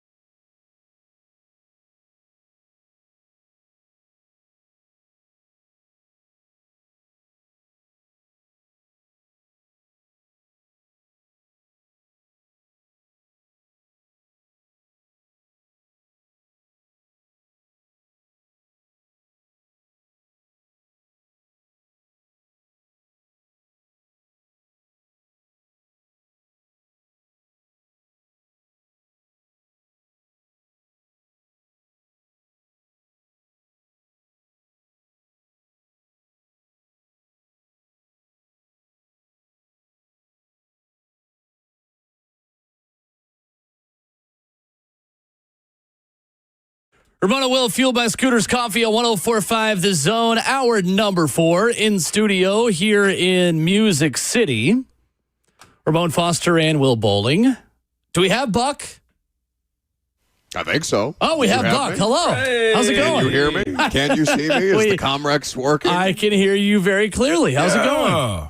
Well, that's better than the last 2 appearances on the radio station, apparently. I think we have resolved the situation. But, they dogged you, man. You saved the best for last. Thank you. What do you mean they dogged me? Listen, I'm actively rooting against the Comrex's success so I can just make Tweedledee and Tweedledum do the show for the rest of the week. That's what I'm talking about, man. I just want you to know they're in the side studio over here working hard, man. Listen. They get an A+ rating is what I'm telling you. They get no passing marks whatsoever. They get F's for everybody. F's all around. Like Titans training camp. F's all around. Yes, there we go. We've had less of Buck on the Buck Rising show, so every other show is making sure, including us, that he's working down in the plant. Yeah, that is it, Buck. Foiled again. we are using you like Not a bathroom drying towel right now, right. It's good until. Well, just, I don't know what kind of towel or what is the utilization of this towel, but let's keep it FCC. As long as it's not in a frat house, we're good. I hope. Buck, how was practice yesterday? Fair to say they bounced back, the Titans, after a rough Tuesday morning in Flowery Branch. Yeah, I mean they were better, but they were really bad on Tuesday. So, I appreciate Calvin Ridley, who wants to put on a show in front of his former team and fan base, barking at media as he's coming off the field, being like, "We won today, y'all write that." And I tweeted that, and somebody asked me, "Will you write that?" And I said, "Well, no, because they didn't." But Calvin was fine, So I think that's just kind of where things are at right now. But that's. People will hem and haw about bad training camp practices or celebrate good training camp practices or whatever, because that's what you have to react to. And certainly preseason games are the most visceral thing that fans have in front of them to be able to react to. They're supposed to not look good in practice so that they can refine these things ahead of the regular season. And ideally, would you like them to look better in practice so that they can look at, or perform at an even higher level by the time the regular season gets there? For sure. But they're a bad football team with a rookie quarterback. I don't know what people's expectations are of them in 2025. And the fact that he's, throwing interceptions against Raheem Morris's defense, because he's never seen Raheem Morris's defense before those 2 days of practice, that shouldn't surprise you. He started to iron things out after a couple of days of work against the Titans defense and got better. He only got to see Raheem Morris's defense for 2 days. He saw Todd Bowles' defense for 1. And the fact that he, I'd give him a passing grade on 1 out of 3 of those performances. And Todd Bowles, honestly, being the more difficult or the higher degree of difficulty there, I think that every opportunity for him is a valuable one, whether it's good or bad. He has to learn from it. And I think he's got the right demeanor to be able to handle all of this stuff, even if his fan base doesn't. Buck, I'll be honest, I think the talk about fights and scrappy things at joint practices is kind of overrated because it's just an expectation. It's always going to happen. It doesn't necessarily always mean something. It's just kind of like a part of doing joint practices. They're going to be scuffles. It's hot. They all are tired of practicing at this point. They want to play games. They're going to hit each other. Do you believe, though, that it was not premeditated, according to Arden Key yesterday, who says it's just something that happened, not something that was discussed and made a point of emphasis by the defense? No, and I love Arden to death, but no, I don't believe him at all. I mean, thank you. Right. Based on the way that Jarvis Brownlee was talking about it, the day after the Tuesday practice, and kind of the demeanor that Jarvis carries himself with, or the demeanor that Jarvis has. And I don't think that necessarily the moment that it happened was premeditated. I think the Falcons won a rep, started talking smack because they came out there with bad intentions, and that things devolved as a result. So I don't think there was a specific moment in practice that was targeted, like, hey, we're gonna rough these guys up. But you're tasked with responding if you get hit in the mouth as a football team. Now, ideally, you would like to respond in terms of between the whistles and how you go about your business. But if you're getting pushed around and you're being made to feel less than, or you're being out-toughed in those moments, I don't have anything wrong with pushing or shoving in defense of your teammates or coming to your teammates' side in those moments. And for the most part, it sounds like they were able to work through those. I think there were 3 or 4 instances between defense and special teams, or Titans defense and Falcons offense, and then Titans and Falcons special teams. I didn't see Titans offense and Falcons defense having issues that way. That the interruptions, they said, didn't cause them to be less productive or disrupt practice, and for the most part, they got right back on track after the fact. So as long as the actual work is not being disrupted by these interruptions, I'm good with it. Now, ideally, you would like to be the one smacking another team around as opposed to being the team that's getting smacked. And I think on aggregate, on the 2 days that they've been down here in Flowery Branch, they were the one getting smacked. But when you talk about that side of it too, and yesterday before this went through, I told Will and everybody was listening, so I was like, they can't do the response through fighting, whether they started it or not. And I know Arden said this is bound to happen in joint practices of multiple days, but is for you the next step for this team is learning how to not just respond, but set a tone from the get-go? Because what was the separator in day 1 and day 2 from what you saw, Buck, to where they were lethargic? You can blame, you know what I'm saying, the time they got to the hotel, the travel, being on the road for 2 weeks. But serious teams, start off hot no matter what. When do you think that starts to happen for this squad? Is it through Cam? Is it through Calvin? Where does it start, Buck, for you? Cam is the most serious person on the roster. I don't have any hesitation about saying that. Now, the idea that that's a rookie quarterback setting the tone that way, that's one thing. But you saw, I'm sure, the images coming out post-practice of him speaking to the team, huddled all around him, and those are, 25, 30-year-old dudes that have been doing this a lot longer than him. And he's having to be the one to be like, no, this is not acceptable. Jarvis Brownlee is speaking on behalf of 30-year-old men, and he's a second-year, fifth-round pick.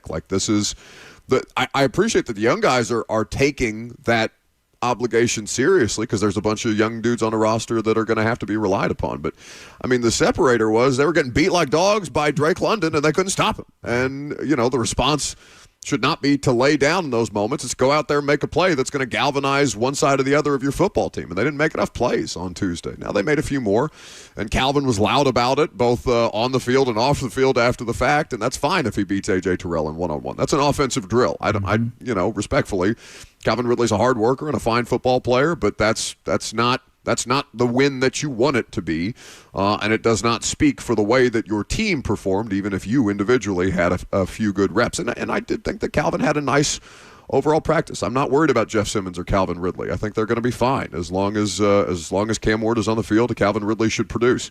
As long as the offensive line is in front of Cam Ward should produce. And those are all a lot of ifs and buts type of situations. But that's what they've got to work with right now. And I think, Ramon, to your point, you don't fake tough guy it, right? Don't go out there and start a fight just for the sake of starting a fight, because that's not a football play.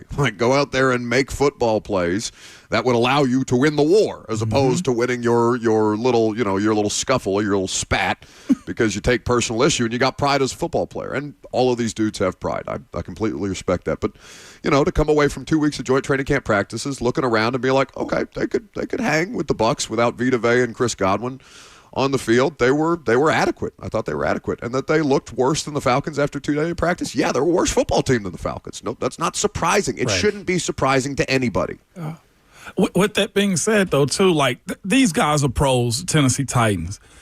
When you look at where they are talent-wise and the outlook on this team, I know that you guys can say much about what the field, where the O-line and D-line were going at, but for this Tennessee Titans team, where you see Will smirked right there when I mentioned we couldn't report on the O-line. Upset they put O-line individual drills on a field that media was not allowed to report on yesterday. He's heard about it. I'm hurt just a little bit, okay? Shockingly. With that being said, because I feel like this is a stronger part of this team, where does this team win at, Buck, when you do see them win in these joint practices? Where do they win at for them to be competitive?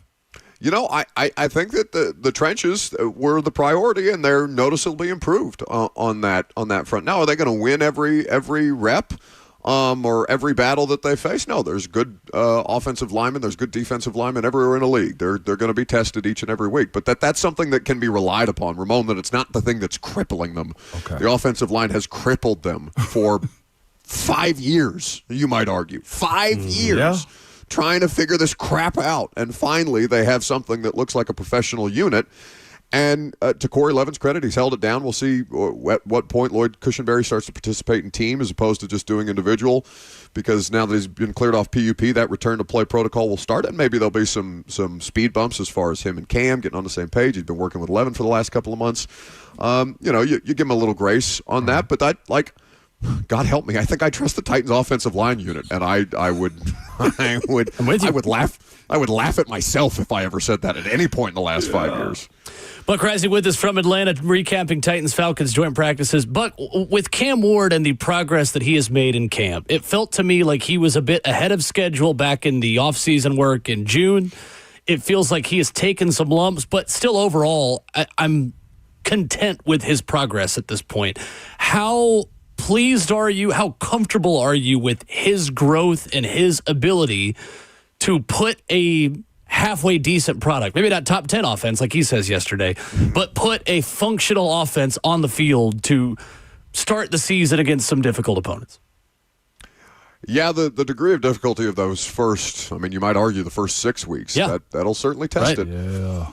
But, yeah, I think he's fine. Like, he's going to give him a chance. He's going to keep him in games. He's not going to actively nuke them. Now, he's going to throw some god-awful interceptions. He's going to put the ball in harm's way at certain points in time, and you're just going to have to live with that. Defensive players are going to figure out his tendencies, and that'll be a learning process for everybody involved. They still have to figure out what works for him and what doesn't work for him, like as far as the actual concepts go. That's what these last couple of weeks are about, strengths and weaknesses, where he's still feeling things out, where he can get away with it, that he could get away with it in college, that he sure as hell can't get away with it in the pros. Like these arm angles that he takes where he's trying to throw it around defenders, but like the trajectory is low. You're seeing a lot of batted balls. That's something that he's got to get away from, or at least fine tune a little bit, and he's got to win more in structure as opposed to just trying to make something happen. And we knew that. Like, that's all of the things that we knew about Cam Ward that were going to be a process for Cam Ward coming out of college. Yes, we are seeing it play out in real time. Now, if he's still doing this kind of stuff in a year from now, okay, then we hit the panic button. But rookie quarterback in the NFL, they all struggle to a degree. Jaden Daniels is a shooting star. He's a comet. He's an anomaly. Do not compare anybody to Jaden Daniels. I struggle with the Stroud or even Herbert. Herbert and Burrow were on bad teams, and they did things statistically that were impressive, but they were still on bad football teams. He can keep them in close games. He is not going to be the reason that they implode the way that his predecessor was, because when Will Levis made bad plays, he spiraled. When Cam Ward makes a bad play, he comes back out and he leads an 11-play touchdown drive. Like, that's who he is. There will be both sides of this thing all year long. And so does that mean that they win 9 games? Probably not. I'd say they're somewhere between 4 and 6 if you tried to pin me down on a win total for 2025. But as long as they're not getting their ass kicked every time they step out on the field. Ramon, you were in Washington with me. Yeah. They done halfway through the first quarter. I wish I could have just gone home instead of listening to Jarvis Brownlee tell me that the cold was getting to guys. It's 55 degrees outside. You know what I'm saying? Like, they just laid down like dogs. They were choking dogs last year because the quarterback was a choking dog. This one is not. Yeah. That's well put. Exactly. And that's what you're looking for. Speaking of that, too, Buck, if you were paying attention to it, man, a little bit of a change or an experiment happened yesterday with Cedric Gray being put in with the ones, man. Was there a bit of a response from James Williams? Did you see body language? How did you view Cody Barton, Cedric Gray versus, I always say, like, when you're trying to be a starter, like, going with the one sets a different air to, like, you're ready. But when you're in a competition, you got to roll with the tools. Did you see James Williams even try to elevate the second unit the way, he would with the ones? Yeah, and I think that experiment is much about, okay, can you run the unit? Like, if we take Cody Barton out of the mix and you're operating with backup pieces and parts here, James, like, can you get the defense in the right spot? Are you going to be able to recognize some of the things that you're leaning on Barton to recognize, as opposed to just being a reactive type of player? And he's a freakish enough athlete that he can make those plays. I think that's a learning process for him, right? Mm-hmm. He's a second-year, 7th-round pick. That's the kind of dudes that this team is starting in 2025, yeah? So in the same vein as great opportunities for Cam Ward to learn, to make mistakes, and to improve upon them, I thought that James Williams, I think has approached that fine. And they have given him more opportunities than Cedric Gray. And they took some of those opportunities away from him yesterday. And I thought he looked like the same player that he's been, even if, Kirk Cousins is out there cooking him, because I'm not worried about the Titans off-ball linebackers necessarily, as much as I am. The Titans depth corners suck. I mean, suck out loud. It is brutal. Absolutely brutal. Wow. And for those of you who are like, oh, L'Jarius Sneed he doesn't want to play for this team, or he's loafing out there, or whatever your position on L'Jarius Sneed might be, because you're butthurt about how this has gone, and I don't blame you, by the way. Like, they need him. They have no other choice but to gut it out. They need him because it's McCreary and it's Brownlee, and that's about it, kids. Real quick, do you see L'Jarius? I mean, you're not a doctor. I don't know if you talk to any of the team doctors. How do you see this working for L'Jarius here in Tennessee? Does he hit the field, Buck, legitimately, you think, for 17 games? Oh, hell no. Okay. 17 games? No. Okay. What would you set the over/under at of the amount of games L'Jarius Sneed plays in 2025? If I gave you 8.5, what are you taking? God almighty. I mean, it's just a knee cleanup, right? So, like, theoretically, theoretically. I mean, it feels like a running back that has that one big injury, and then their health just falls off a cliff. I mean, what choice do I have to take but to take the under? Like, right. The guy played in 5, and he was bad in the 5 that he played. Or he wasn't bad in all of the games that he played. But he wasn't good. Towards the end there, right. He wasn't a game changer. He's supposed to be the best player on the defense. Mm-hmm. He's supposed to be better at his job than Jeff Simmons is at his job. Like, that's the pedigree that this guy was coming in here with. Brian Callahan pushed hard for that guy because he believes him to be, when he's right, the best corner in football. And, whether he's the best corner in football or playing on a really good defense and also playing at a high level in Kansas City, that's just you've hitched your wagon to this situation, and now you got to grit your teeth and bear it, because not only did it not go to plan, but it has gone so poorly across the board. I have no choice but to believe them when they say sooner rather than later, but that he'll be back. But, like, what does back look like for L'Jarius Sneed? How do you play NFL corner without practicing, given the management program? And I know that he goes through walkthroughs and he takes mental reps, and maybe his, how they condition him is, so far and beyond, above and beyond how they would go about it for any other player, that they've got that part figured out. Okay, Godspeed. But there's just so many things. There are so many more reasons that it would go wrong than it would go right. So if just by playing the percentages, I have to think that, I mean, if you get standard level cornerback play out of him, that's a disappointment, because he's supposed to be the best corner in the league. Which leads us to our conversation we had all of last week. The backup quarterback doesn't matter, baby. Top 5 matters, okay? Top 5 draft picks, Buck. Get that one, trade it back, and get more stock to get more ex-players. Mark safe from watching Tim Boyle play football this week. No, bring him back. He is Buck Bring Rising. him back. In Atlanta. Lance that Boyle. That's right. Hey, let Trevor endeavor instead of let Tim Boyle. Man. It's all bad. Buck Rising, 10-1 on 104.5 The Zone. Thank you for the overtime. We appreciate you, Buck. You're most welcome. All right, there's Buck Rising with us. We will wrap up the show, get you on your way. Coming up next.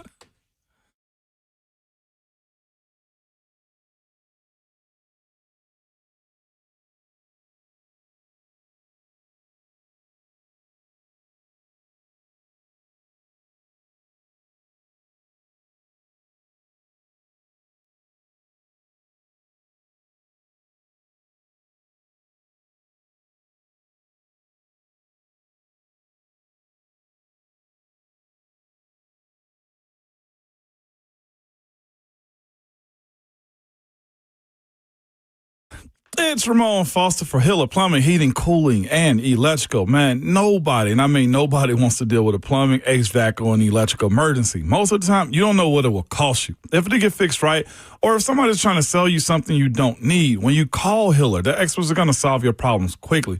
Speaking of their experts, man, their tech, they're very professional, experienced, and trustworthy. And they're all background checked and drug screened, too. And when they're on their way, you'll receive a photo of that tech and a link to track them in real time, so you You're not sitting around wasting time for somebody to fix something in your home. Hiller has been in business for over 35 years.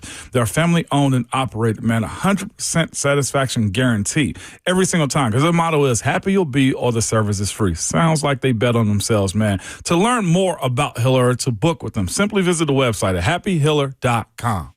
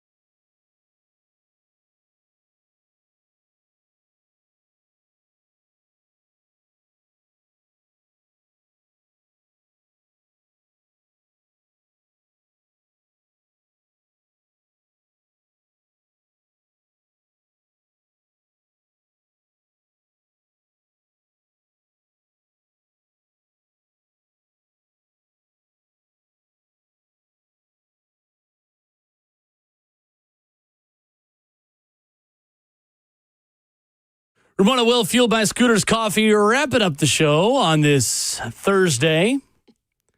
Tomorrow morning, we got 3 guests for you lined up.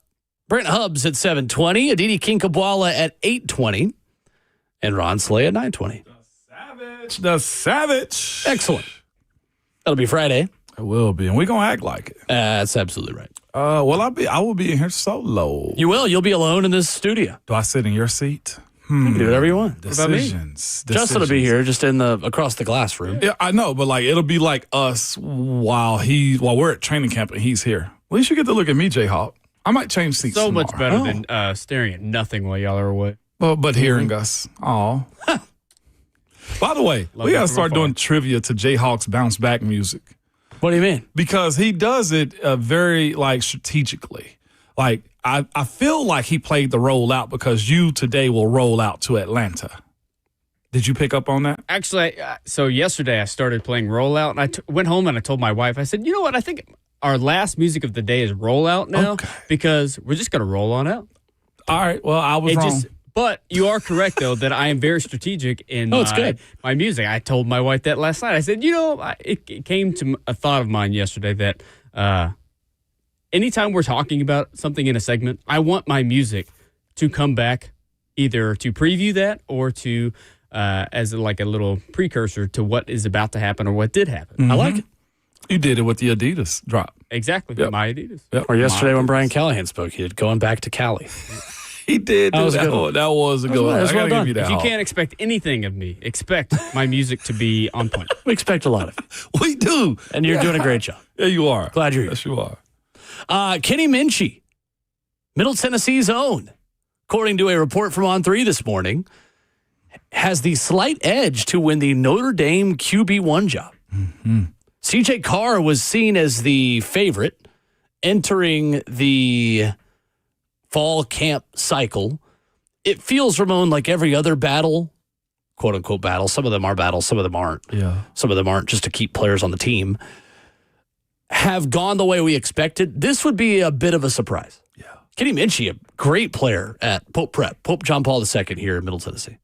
I know. That's huge, man. That is a local get right there. Kid that went away and redshirt sophomore, I think, going into this year, man, and has carved a pathway to himself. Like you said, he was competitive at Pope whenever he was there, man. To see him stay down and with as strong of a team as they have. He led them to places that program had never gone before. And listen, with Justin Geisinger, head coach. Stand up on this one, Tennessee. Like, that's a big-time get right there for as much as Ty Simpson is doing as Alabama, him being the starter, if he go ahead and wins this job at Notre Dame, man, that is big time. Talk about representation. Congrats, I guess, early on, because those reports don't come out. I feel like that soon will if he's not already grabbed that starting position. And it sets up a potential for an NBA versus Pope John Paul II quarterback battle on September the 13th.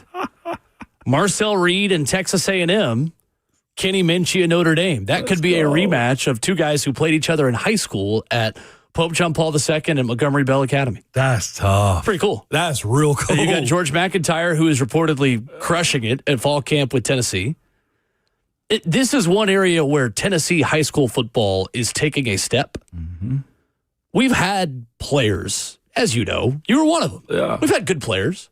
Oh. We've not had as many quarterbacks at the high FBS level as we have over the past couple of years. I know Brock Glenn he's Memphis, ended up going down to Florida State from Lausanne. Chris Parson, who is at Mississippi State, now down the road at Austin Peay. Mm-hmm. I mean, you've got guys that have gone to major SEC programs and Notre Dame on that same level. I mean, coming from this state. That's not something that we could have said 10, 15 years ago at the same rate. Absolutely not. We're talking about the young man at DCA also, Davidson Christian, is going to Georgia. The That's Nashville Christian. Nashville Christian. Jared Curtis. My bad, Jared Curtis. And those are fighting words over there between those two. Is it? Fight. Rivals. Christian folks, baby. Let's go. But I mean, that is, you know, I'm a degenerate, man. Yeah, you are.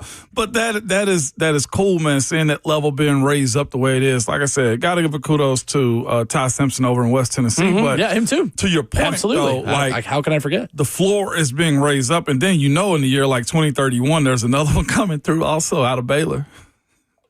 Marshall Manning. Marshall Manning, is it? Do we claim him in the state? Yeah, of course. Absolutely. If he's going to go to school at Baylor in Chattanooga. There it is then. But, I mean, you've got the Macaulay quarterback that's over at Vanderbilt, the other Baylor quarterback who's also at Vanderbilt as the two backups, Whit Muschamp and St. Hilaire, the Macaulay guys. I mean, it is a good thing if you were a Tennessee fan, a Vanderbilt fan, Memphis, MTSU, Austin Peay, ETSU, whoever you are, whatever college football team you support in this state, you have got better local products to choose from than ever before. Yeah, you do. It's a good thing. Big stuff right for there, everybody. man. Congrats to all those young fellas, man.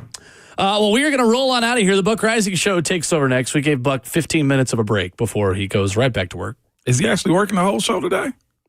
That's a great question. If I was out of town, I assume so. I'd say my internet dropped. They don't have practice today. So. Oh, yeah, that's true. He doesn't have gotta practice to work watch today. They have practice. They have a No excuses. I will talk to you from Atlanta tomorrow. Again, Brent Hubbs, Aditi Quinkabwala, and Ron Slay set to join us for our Friday morning, a Titans game day tomorrow. You'll want to be here, and you want to stick around in the zone all day today to get you ready for it. No doubt about it. Good people, but remember at all times, your Twitter fingers and your mic is always hot.